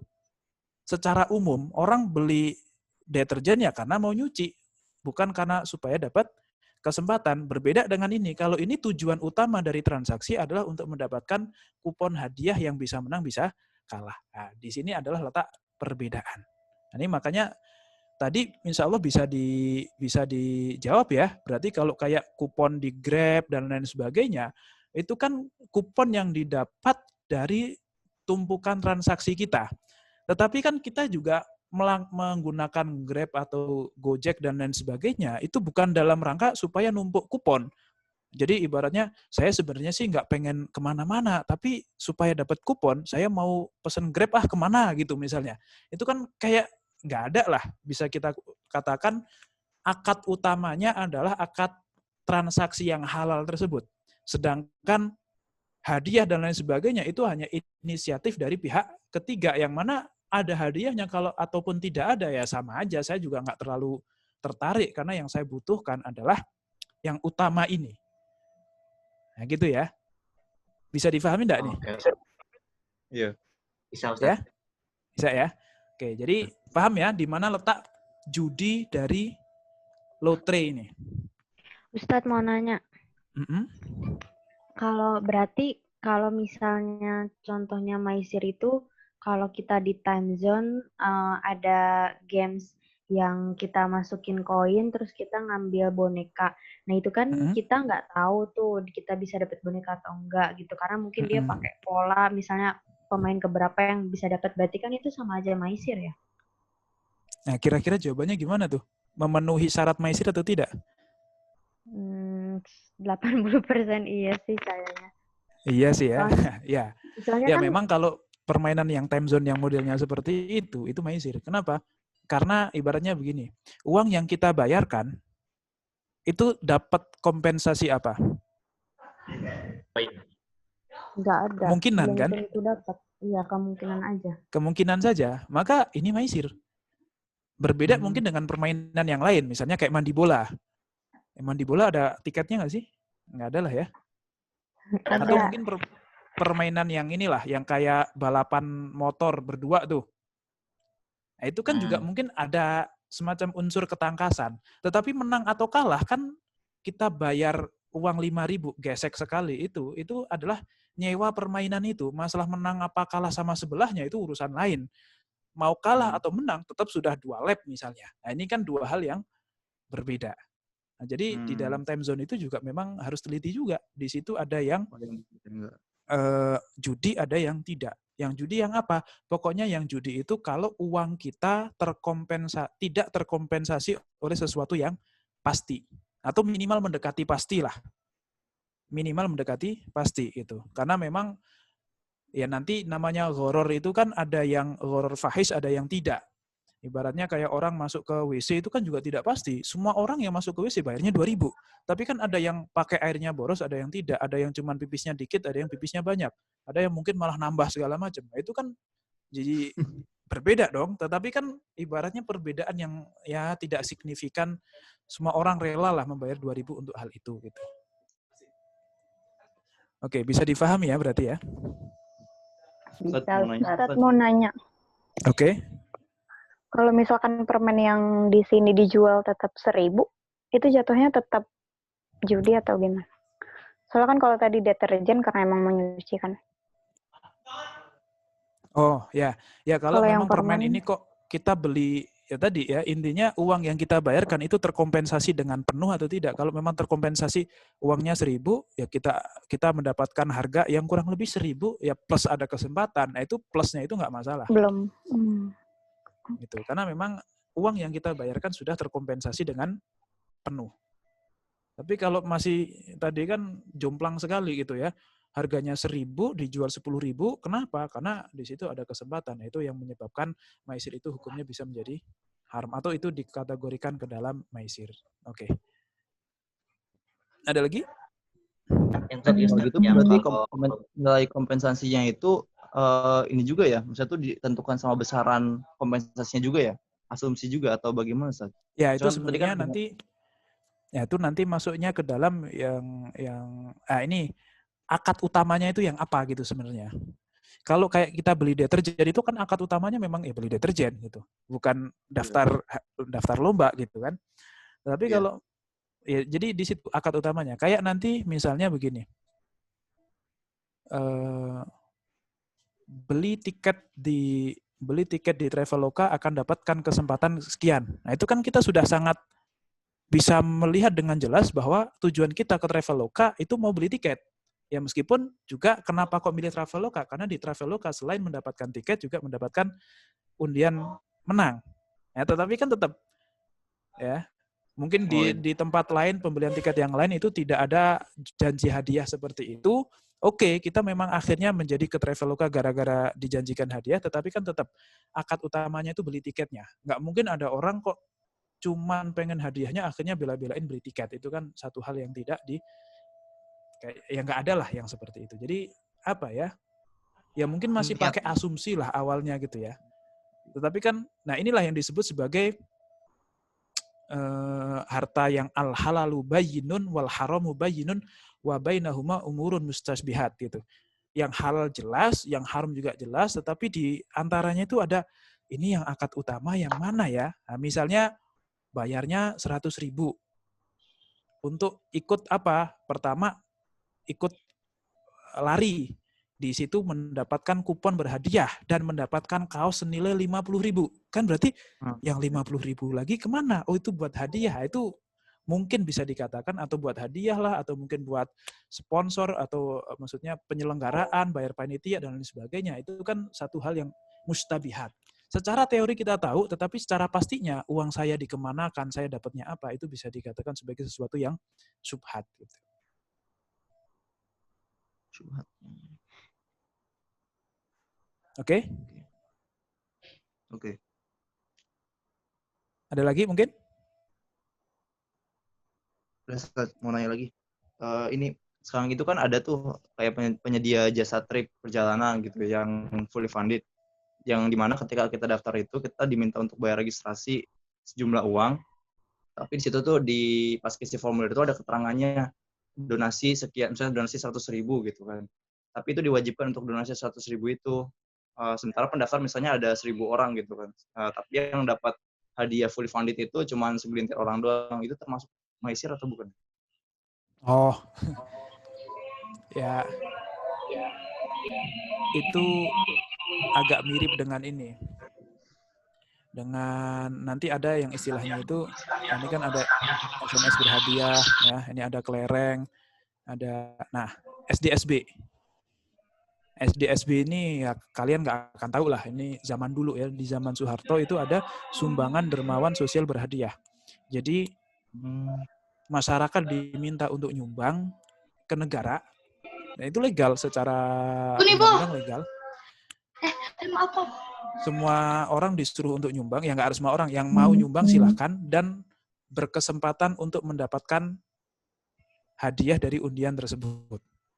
Nah, yang berkesempatan menang hanya yang ikut nyumbang. Nah ini ya kalau zaman dulu ya, MUI zaman dulu hukumnya halal. Karena mungkin MUI zaman dulu masih agak tangan kanan Soeharto atau apa gitu kan ya. Dan ulama-ulama sekarang mengatakan ya ini judi. Namanya aja sumbangan tapi sebenarnya itu taruhan gitu. Nah, kita jangan terjebak oleh nama. Kadang nama itu memang menipu ya, namanya bunga. Padahal aslinya riba, atau mungkin sebutlah mawar atau siapa gitu kan ya, padahal itu riba. Ya, pokoknya kita jangan tertipu oleh nama. Jadi sangat memungkinkan itu adalah riba gitu. Kenapa? Karena uang kita yang 100.000 itu kok wajib dan tidak terkompensasi oleh suatu hal yang pasti, ya kecuali memang itu akad tabaruk beneran. Akad akad memang kenapa kok saya nyumbang ya karena saya pengen nyumbang, itu nggak apa-apa. Cuman kalau ini kan sebenarnya namanya tabaruk tetapi aslinya muawadhah. Namanya saja nyumbang, tapi kenapa saya nyumbang? Karena saya pengen dapat hadiah. Kan seperti itu kurang lebih. Dan kita lebih tahu tentang akad yang kita laksanakan itu sebenarnya. Oke. Nah, mungkin memberikan penjelasan ya. Iya. Oke. Jelas. Ada lagi mungkin? Cukup belum ya? Lanjut.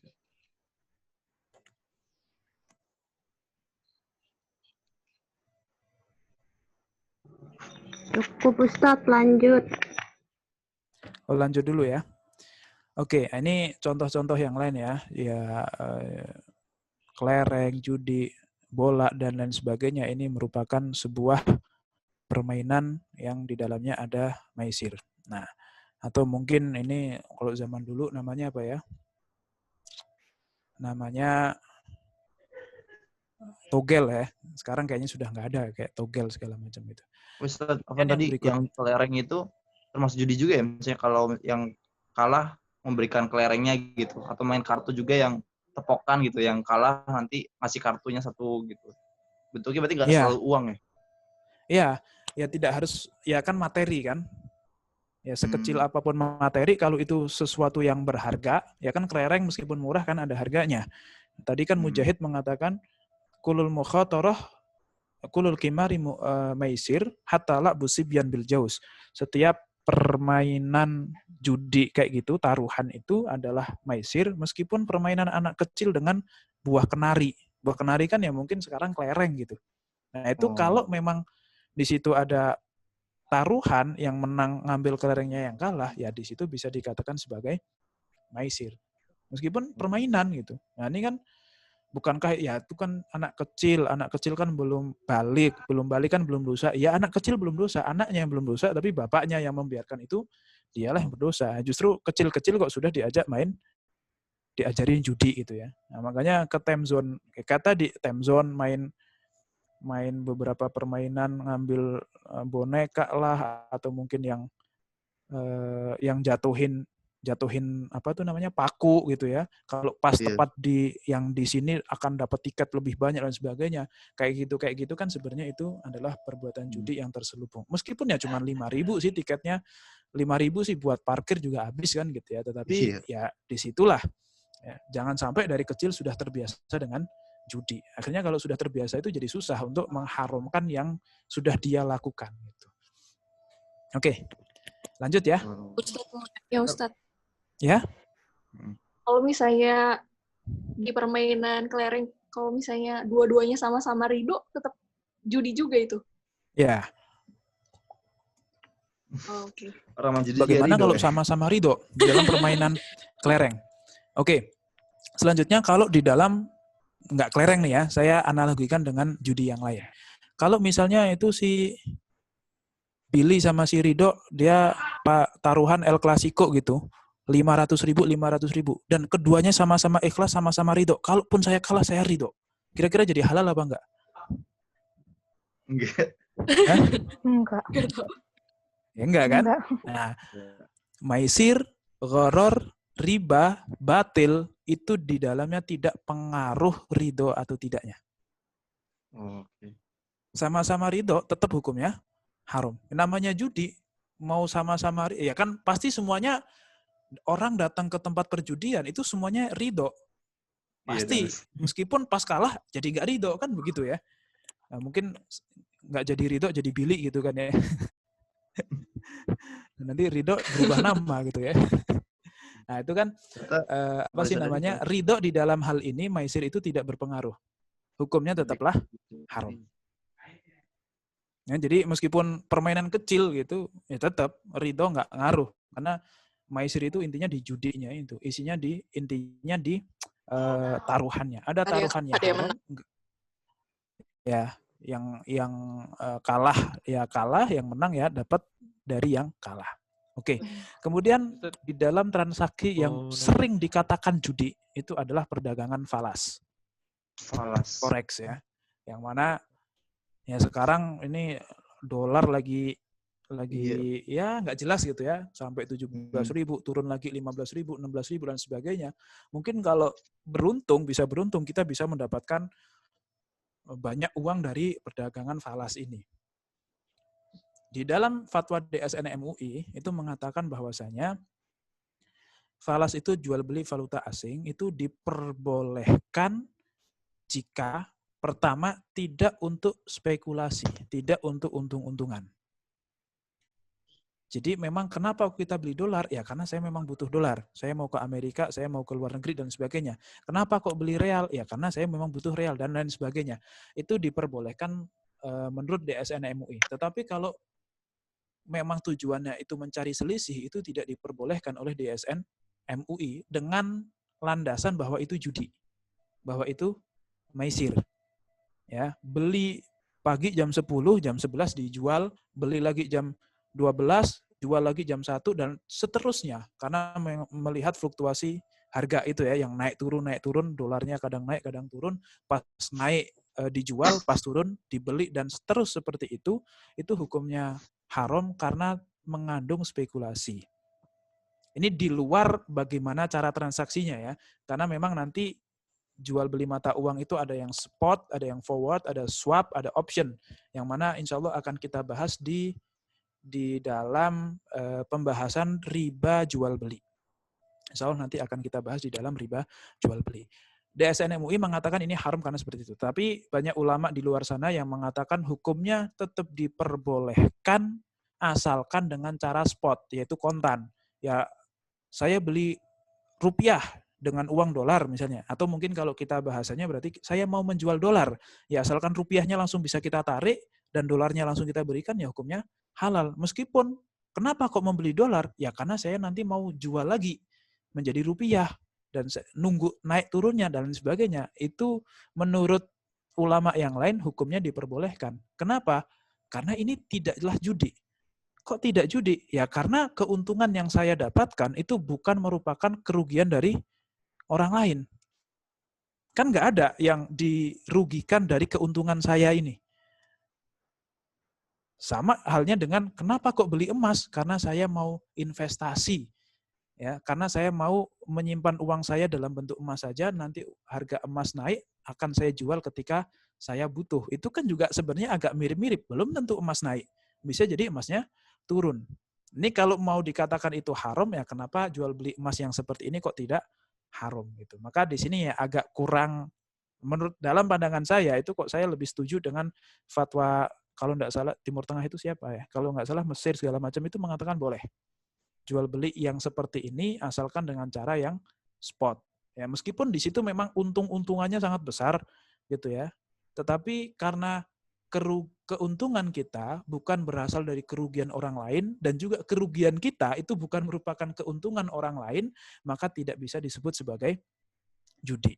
Ya, kayak mungkin yang kasus sekarang itu jual mobil mini harga 700 juta, ternyata oleh yang beli itu bisa dijual lagi dengan harga 1 miliar. Itu kan ya tahu gitu saya jual 1 miliar. Kan ada perasaan rugi, tapi kan kerugian yang awal bukan merupakan keuntungan dari yang kedua.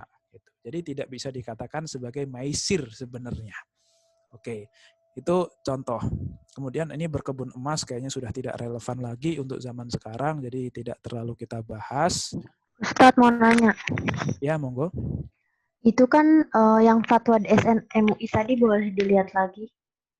Nah, itu kan saya belajar di kantor tuh, di treasury. Nah, itu tuh kalau misalnya di situ kan tertulis forward itu haram ya. Tapi kalau misalnya, nggak tahu sih, ini yang saya tahu ya Ustadz, kalau di bank syariah itu diperbolehkan forward karena untuk hedging nilai. Jadi kan karena memang forex itu nilainya kan dia bisa naik dan dia bisa turun. Jadi bagaimana caranya bank-bank syariah itu tetap tetap mempunyai cadangan atau simpanan dari valuta asingnya. Jadi kalau nggak spot forward gitu. Yang saya tahu sih gitu. Ya sebenarnya forward kan intinya begini. Saya membeli rupiahnya sekarang, dolarnya nanti dengan harga yang sudah kita tentukan kan begitu ya. Itu kan forward. Nah sebenarnya di dalam MUI itu tidak seperti itu. Nah, caranya adalah pakai mua'adah. Nah, mua'adah itu bukan jual beli. Jadi melakukan perjanjian, ibaratnya gini. Gini deh, saya tahun depan berjanji akan membeli dolar Anda mungkin $10.000 dengan harga sekian rupiah, tapi tahun depan. Sudah jual beli atau belum? Belum, saya cuma berjanji. Nah, itu namanya mua'adah. Dan di dalam fatwa DSN MUI itu diperbolehkan. Karena memang berbeda antara akad dengan janji. Nah, ini nanti kita akan bahas lagi di riba jual beli. Jadi itu bukan jual beli yang tidak kontan, tetapi berjanji untuk membeli di tahun yang akan datang atau di waktu yang sudah kita tentukan. Belum terjadi jual beli. Sebenarnya seperti itu.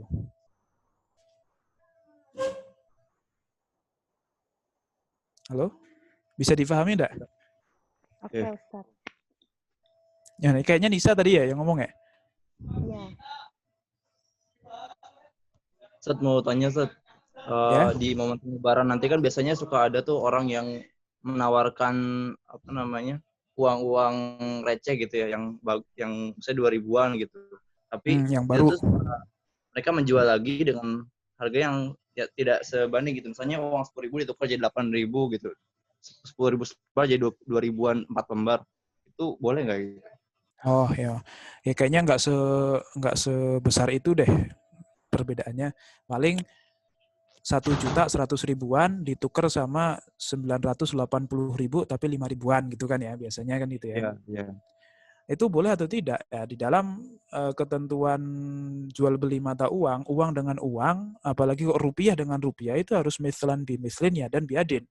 Harus cash dan harus sama persis nominalnya. Kalau sampai berbeda nominalnya, maka bisa masuk ke dalam riba jual beli. Nah, itu tidak boleh sebenarnya. Mendingan ya nanti bisa sebenarnya diakalin.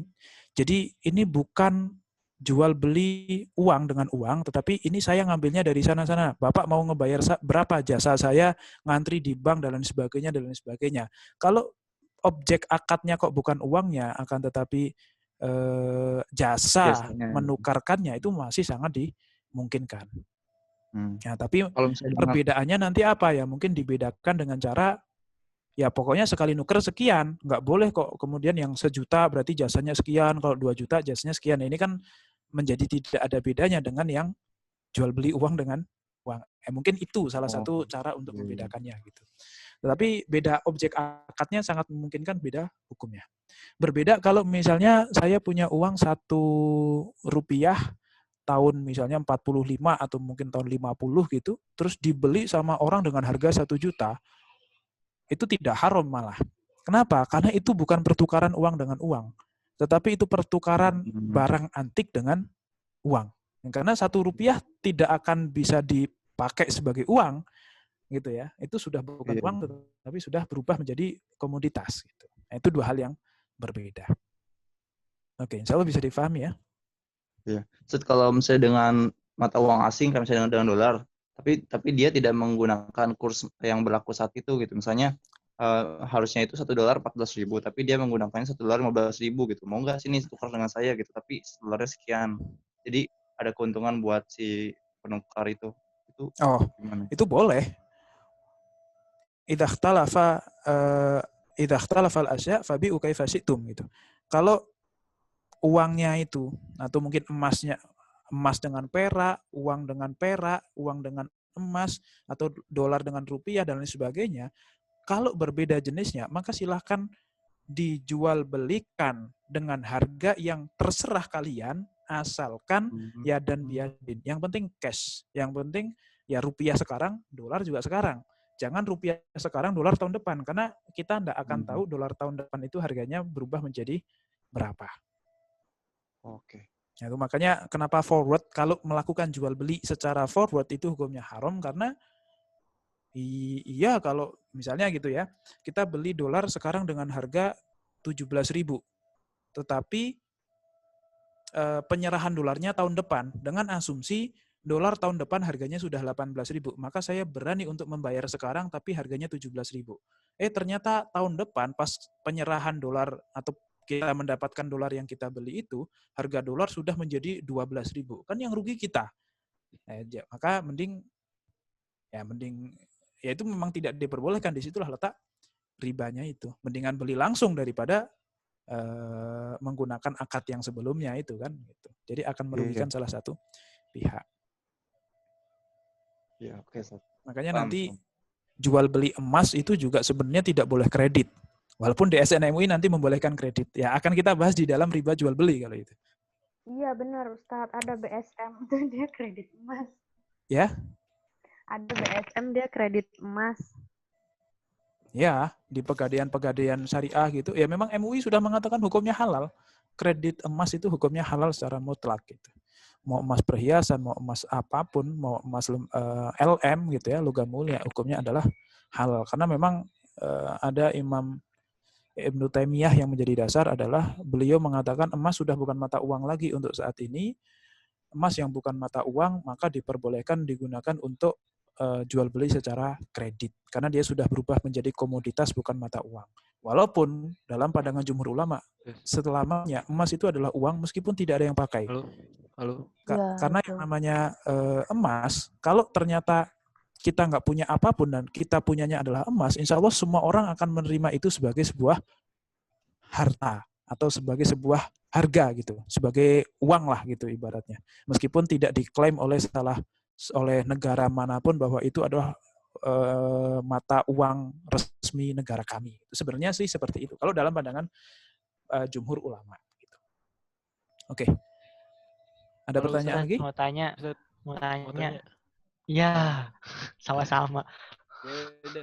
Ayo siapa dulu? Tadi kayaknya sih Ridho yang mulai duluan nih. Saya ngelihat dari ininya. Ya Ustadz, ini kan kalau mau nanya tentang falas ini, kan kalau emang pialang-pialang itu kan emang niatnya untuk nyari untung, nyari hikmahnya lagi gitulah, kayak selisihnya berapa. Nah itu kalau emang mereka dengan analisa yang benar-benar diproyeksikan dari analisa teknikal, kayak misalnya analisa teknisnya, wah ini kayaknya grafiknya bakal naik nih, bakal turun, terus disesuaikan juga dengan berita-berita global, keuangan global. Nah itu mereka memproyeksikan, wah ternyata di 2 hari berikutnya akan naik segini nih. Nah oke, kita beli sekarang dan kita bakal jual di hari tersebut gitu. Itu jadi gimana Ustaz? Boleh atau enggak kalau kayak gitu Ustaz? Kan kalau gitu. Ya, kalau menurut MUI itu nggak boleh. Oh. Kalau menurut MUI. Tapi menurut ulama-ulama yang lain itu boleh. Kenapa? Ya kenapa nggak boleh? Kan tadi ya, semua hukum muamalah itu hukumnya adalah boleh kecuali yang mengandung unsur haram. Nah, ini haramnya di mana? Pertama, jual belinya secara cash. Ya, rupiah saya serahkan, dolar langsung saya terima. Meskipun sama-sama dalam rekening ya. Kan sama-sama saya terima, itu kan berarti bukan suatu hal yang tidak cash, itu sudah cash, berarti halal dari sisi riba, itu tidak ada ribanya. Yang kedua, kalaupun saya untung, kan keuntungan saya bukanlah kerugian dari orang lain kan? Orang lain. Tapi kalau dari sisi gorornya, gimana, kayak pakai akad apa itu kalau kayak gitu? Yo, itu akad jual beli, gorornya di mana? Jual beli. Bukannya itu sharp ya Ustadz kalau misalnya trading forex gitu? Bukannya apa?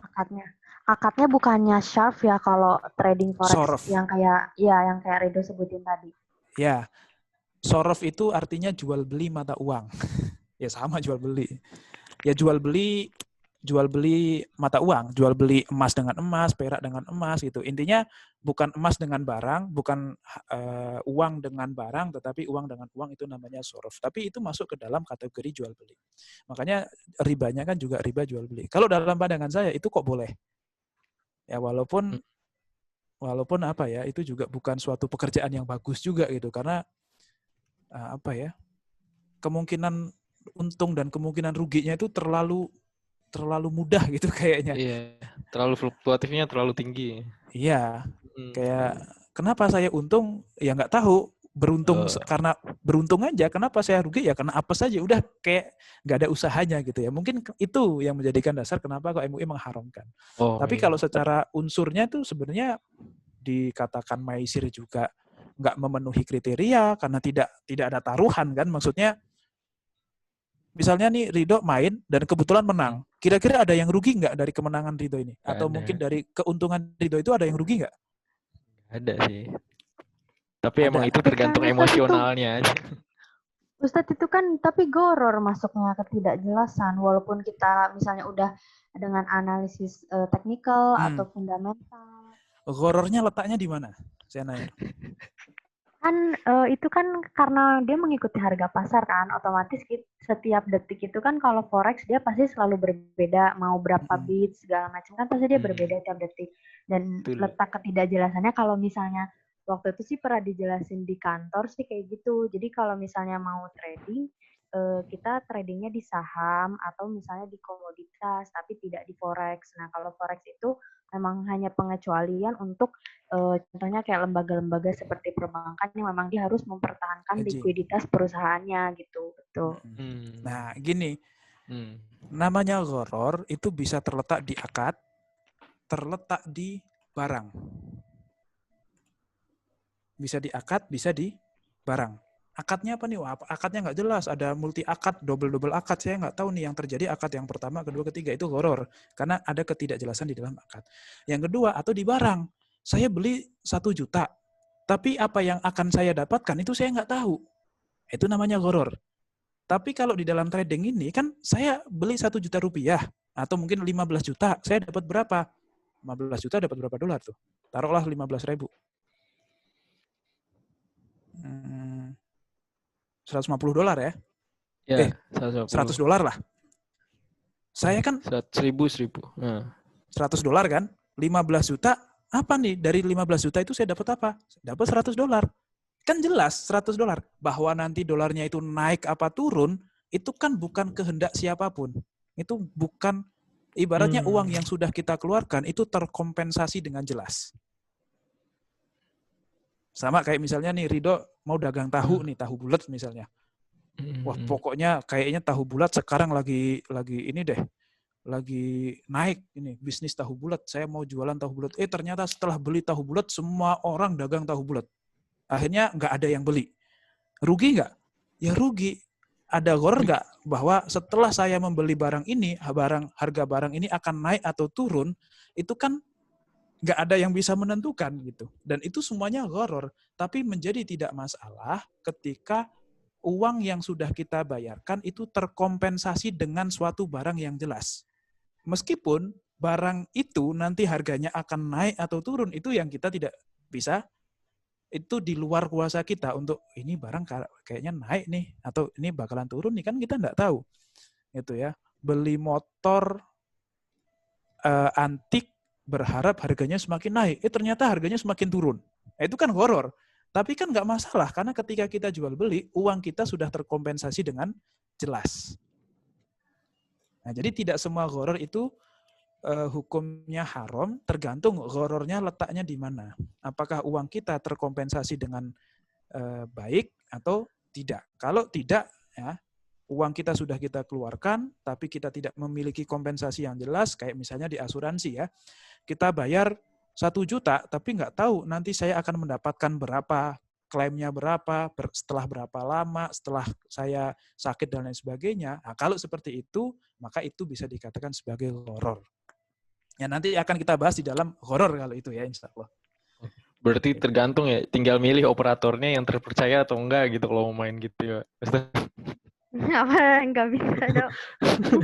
Ya enggak. Dari pembenaran.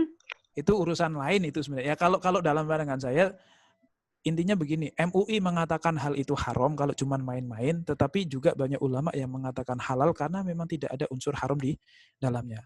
Tidak ada gharar.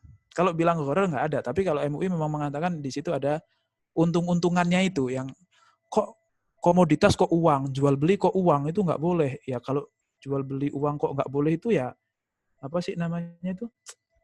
Trading apa sih?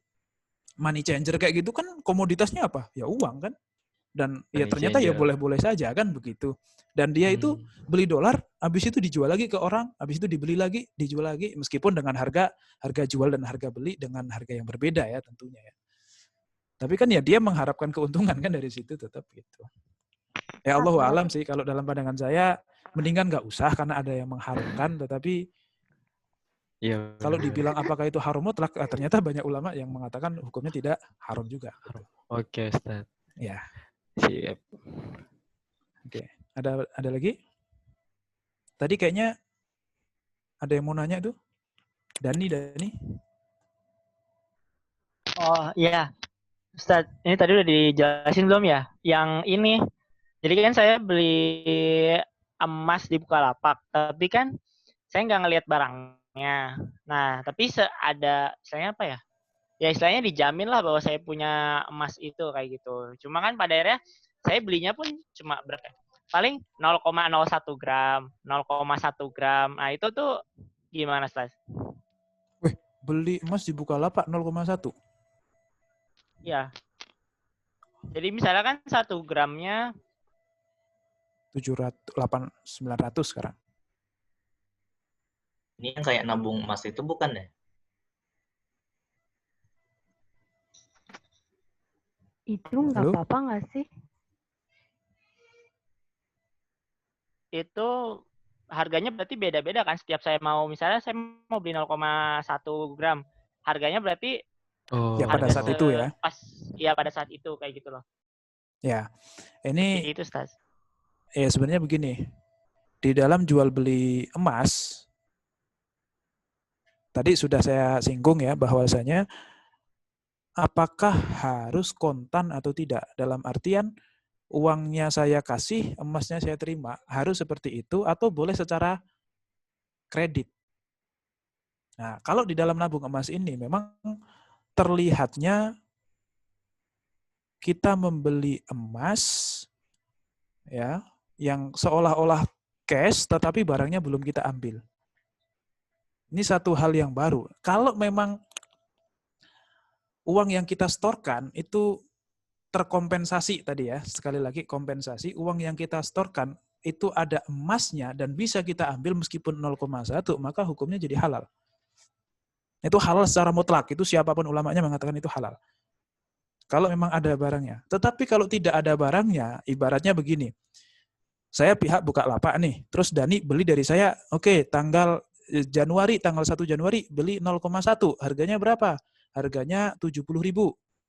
Terus Februari nambah 0,1 lagi, berapa? Oh sekarang 80.000 per 0,1 gramnya. Nanti Januari, Februari, Maret jadilah 90 misalnya. April jadi 95.000 dan seterusnya. Kalau ternyata uangnya saya timbun, kemudian emasnya ada, belum saya belikan kecuali nanti Dani meminta untuk dicetak.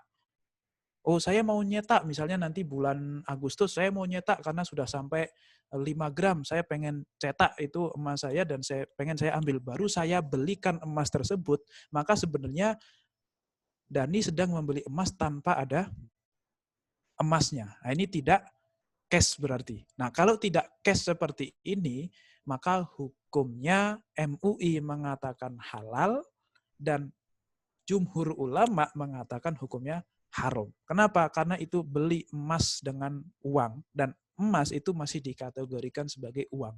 Beli uang dengan uang ya itu harus kontan. Itu kalau memang akadnya seperti itu. Tapi kalau akadnya yang berikutnya adalah begini. Saya mau nabung deh. Nabung apa? Nabung buat beli emas gitu. Berapa? Ya udah 80.000, 80.000, 70.000, bulan berikutnya sekian ribu, sampai akhirnya di suatu hari pengen ditarik dalam bentuk emas, boleh, asalkan pas mau ditarik jadi yang ditabung tuh rupiahnya, rupiah, nanti sudah sampai, misalnya sudah sampai 5 juta, oke, kalau diemaskan jadi berapa? Kalau pakai harga pada saat ditarik, ya berarti itu nabung rupiah, tapi ditariknya emas. Berarti di situ ada nabung plus ada jual beli setelahnya. Berarti saya itu punyanya duit 5 juta.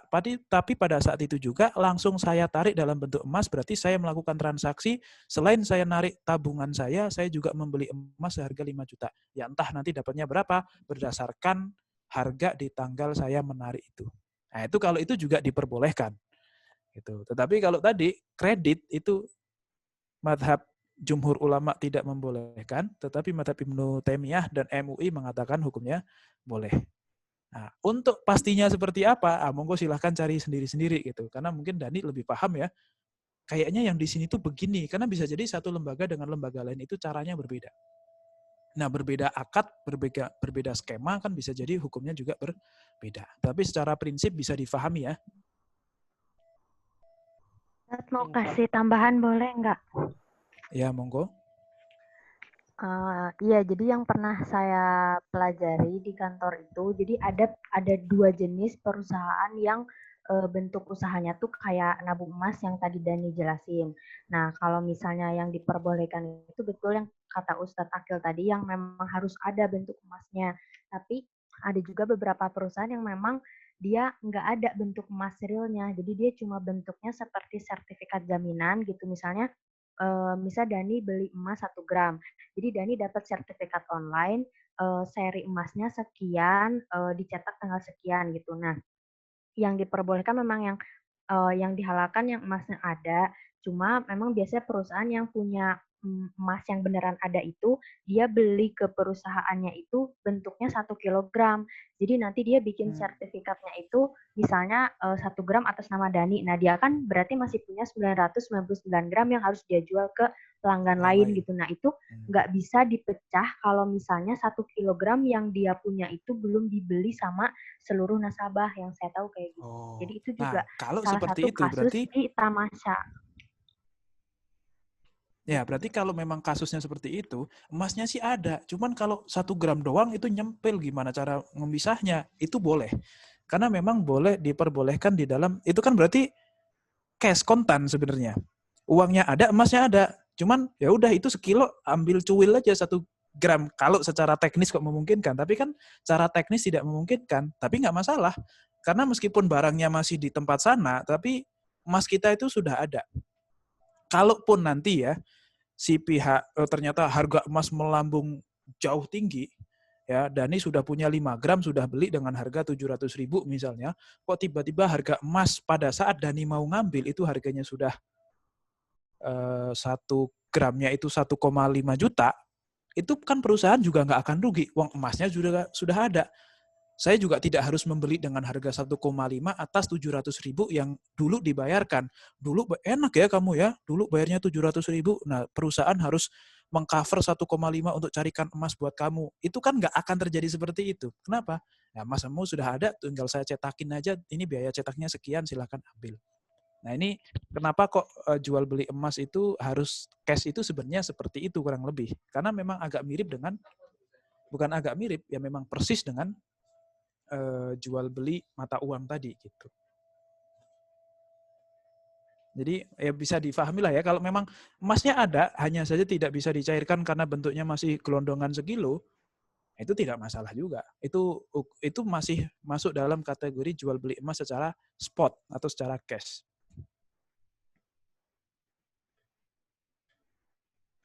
Oke. Gimana Nisa? Ada lagi tambahannya? Sudah Ustadz.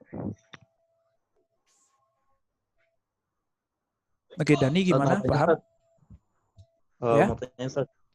Tapi balik lagi ke yang tadi, Maisir, yang judi.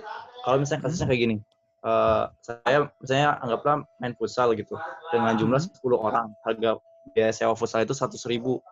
Nah, di tengah permainan itu, kemudian teman-teman itu sepakat untuk ada judi gitu, yang menang akan membayar semuanya gitu. Tapi itu niat saya itu, saya cuma ikut main dan bayar, menang atau kalah saya tetap bayar 10.000 gitu. Kan biasanya main itu 10.000 per orang misalnya. Tapi ternyata di sana ada judi, yang menang bayar lapangan, yang kalah gratis. Tapi saya menang atau kalah tetap bayar 10.000. Itu kalau gitu gimana, boleh nggak sih? Itu ya antum, kalau antumnya sendiri nggak masalah, cuman masalahnya main dengan orang-orang yang seperti itu, yang mana kalau nggak ada antum maka judinya nggak akan terjadi, itu yang bisa kita diskusikan ya. Kalau antumnya kan nggak masalah, wong saya pokoknya mau bayar, terserah saya mau menang mau kalah, pokoknya saya mau bayar gitu. Iya. Waduh. Repot juga itu. Kalau pulang lagi kagok saat nanggung.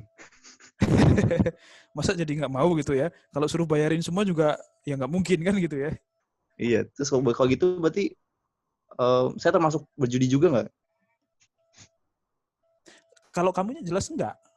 Kenapa? Karena ya memang pokoknya saya bayar gitu. Kan saya tidak akan merugikan orang lain dan tidak akan dirugikan oleh orang lain. Ya pokoknya saya bayar atas waktu yang saya sewa gitu kurang lebih kan. Berarti kan pasti ada salah satu orang yang menang kalah dia tidak akan bayar kan, kurang lebih seperti itu ya.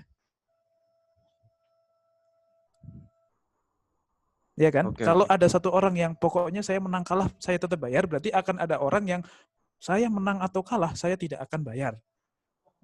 Maksudnya ya karena sudah dibayarin kan? Iya. Nah, cuman gitu, ya tadi kan secara tidak langsung juga ikut membantu terlaksananya judi itu ya. Berarti kena juga dong ya atau gimana? Ya haramnya bukan judinya tetapi tolong menolong di dalam maksiat perjudian ya. Mungkin masuknya ke situ kalaupun haram itu. Allahu alam sih. Di lagian itu unik juga itu ya. Judinya sebagian doang, parsial gitu. Ya. Ya, Allahu a'lam bishawab. Oke.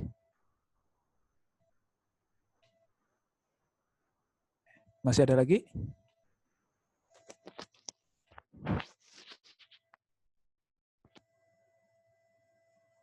Cukup ya insyaallah ya.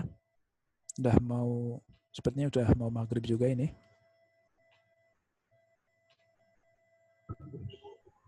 Gimana? Ibu Ketua? Cukup Ustadz. Yang lainnya ada yang mau nanya lagi enggak? Satu lagi. Baru kepikiran. Kalau misalnya gini, tadi yang mengenai menghancurkan harga pasar. Kalau misalnya saya jual barang, harganya itu jauh lebih murah dibanding harga pasar, itu boleh nggak? Kalau tadi kan menaikkan harga di atas harga pasar umumnya gitu ya. Kalau ini sebaliknya menjatuhkan harga pasar itu boleh nggak? Jadi biar orang tuh datang ke membeli dagangan saya gitu. Ya sebenarnya secara hukum agama gitu ya, harga itu kan terserah ridho antarodin gitu. Ya kalau memang tidak takut rugi dengan harga yang sangat rendah, namanya harga itu kan persaingan gitu. Yeah. Rasulullah saja tidak mau untuk mematok harga. Jadi suatu ketika itu pernah harga itu sangat tinggi. Harga itu sangat tinggi, harga makanan pokok itu sangat tinggi karena memang kelangkaan. Terus ada yang mengatakan, Rasulullah, mbok tolong dikasih batasan, biar orang itu kalau ngejual nggak mahal-mahal. Kata Rasulullah, Allahu wal musa'ir. Ya, yang ngasih harga itu Allah, bukan saya gitu. Kita tidak boleh mengotak-atik harga, Yus. Biarkan pasar, yang namanya hukum ekonomi kan supply and demand lah ya. Semakin banyak supply-nya, maka ya pasti harganya akan turun. Atau demand-nya tinggi, ya harganya akan naik kan, kurang lebih seperti itu. Maka merusak harga pasar itu secara hukum apakah itu masuk ke sesuatu yang diharamkan secara fikih? Saya kira tidak secara fikih gitu ya, tetapi sangat dimungkinkan itu melanggar aturan suatu negara gitu kalau memang ada aturannya. Tetapi kalau memang tidak ada aturannya ya paling dimusuhin banyak orang gitu aja sih. Dimusuhin banyak orang karena dia mengambil harga yang terlalu murah, menjadikan harga pasar jadi hancur gitu. Tapi ya nggak masalah juga karena kan kayak yang kemarin itu pas kisahnya Utsman, Yahudi ngejual barangnya, Utsman ngegratisin, itu kan ngerusak pasarnya si Yahudi. Tapi ya terjadi gitu dan nggak masalah gitu kan ya. Ya nggak masalah sih sebenarnya, Allahu a'lam bishawab. Setahu saya sih ya nggak ada masalah di situ, cuman jadi nggak sehat saja, nggak sehat dari kompetitornya juga jadi nggak bisa jualan, yang ngerusak pasar juga, iya kalau untung, kalau ternyata dia salah perhitungan akhirnya malah bangkrut, nah itu kan juga jadi sebuah masalah yang, masalahnya masing-masing lah gitu. Tergantung niat, kalau itu, kalaupun dosa ya dosanya ditanggung sendiri gitu, tidak dosa berdasarkan sistemnya yang salah atau mungkin transaksinya yang salah. Oke, khair Ustaz. Oke. Kalau misalnya dropshipper tuh gimana Ustaz ya? Dropshipper. Ini Iya. dropshipper itu kalau nggak salah ada di bab Horor, horor. iya. Nah ini. Ini masih di-share kan ya? Nah ini. Nanti insya Allah Iya, iya. kita bahas lain kali aja ya. Oke, khair Ustaz. Ya. Siap.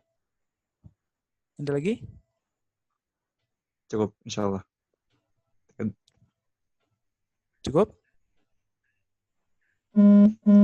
Insyaallah Cukup cukup. Ustadz, ditutup aja. Ya, oke. Mungkin kita cukupkan sampai di sini saja. Semoga semuanya bisa istiqomah dan semoga ilmu yang kita pelajari hari ini bisa bermanfaat dan bisa kita amalkan. Dan juga semoga pandemi ini atau wabah ini segera berakhir dan kita semuanya dilindungi oleh Allah Subhanahu wa taala. Mungkin itu saja yang bisa saya sampaikan. Kurang lebihnya mohon maaf. Billahi taufiq wal hidayah. Assalamualaikum warahmatullahi wabarakatuh. Waalaikumsalam. Terima kasih Ustadz Terima kasih Akil. Ustaz. Ya, sama-sama. Allah khairan Ustaz. Oh iya, saya pamit live Terima ya. kasih banyak Ustaz. Yo.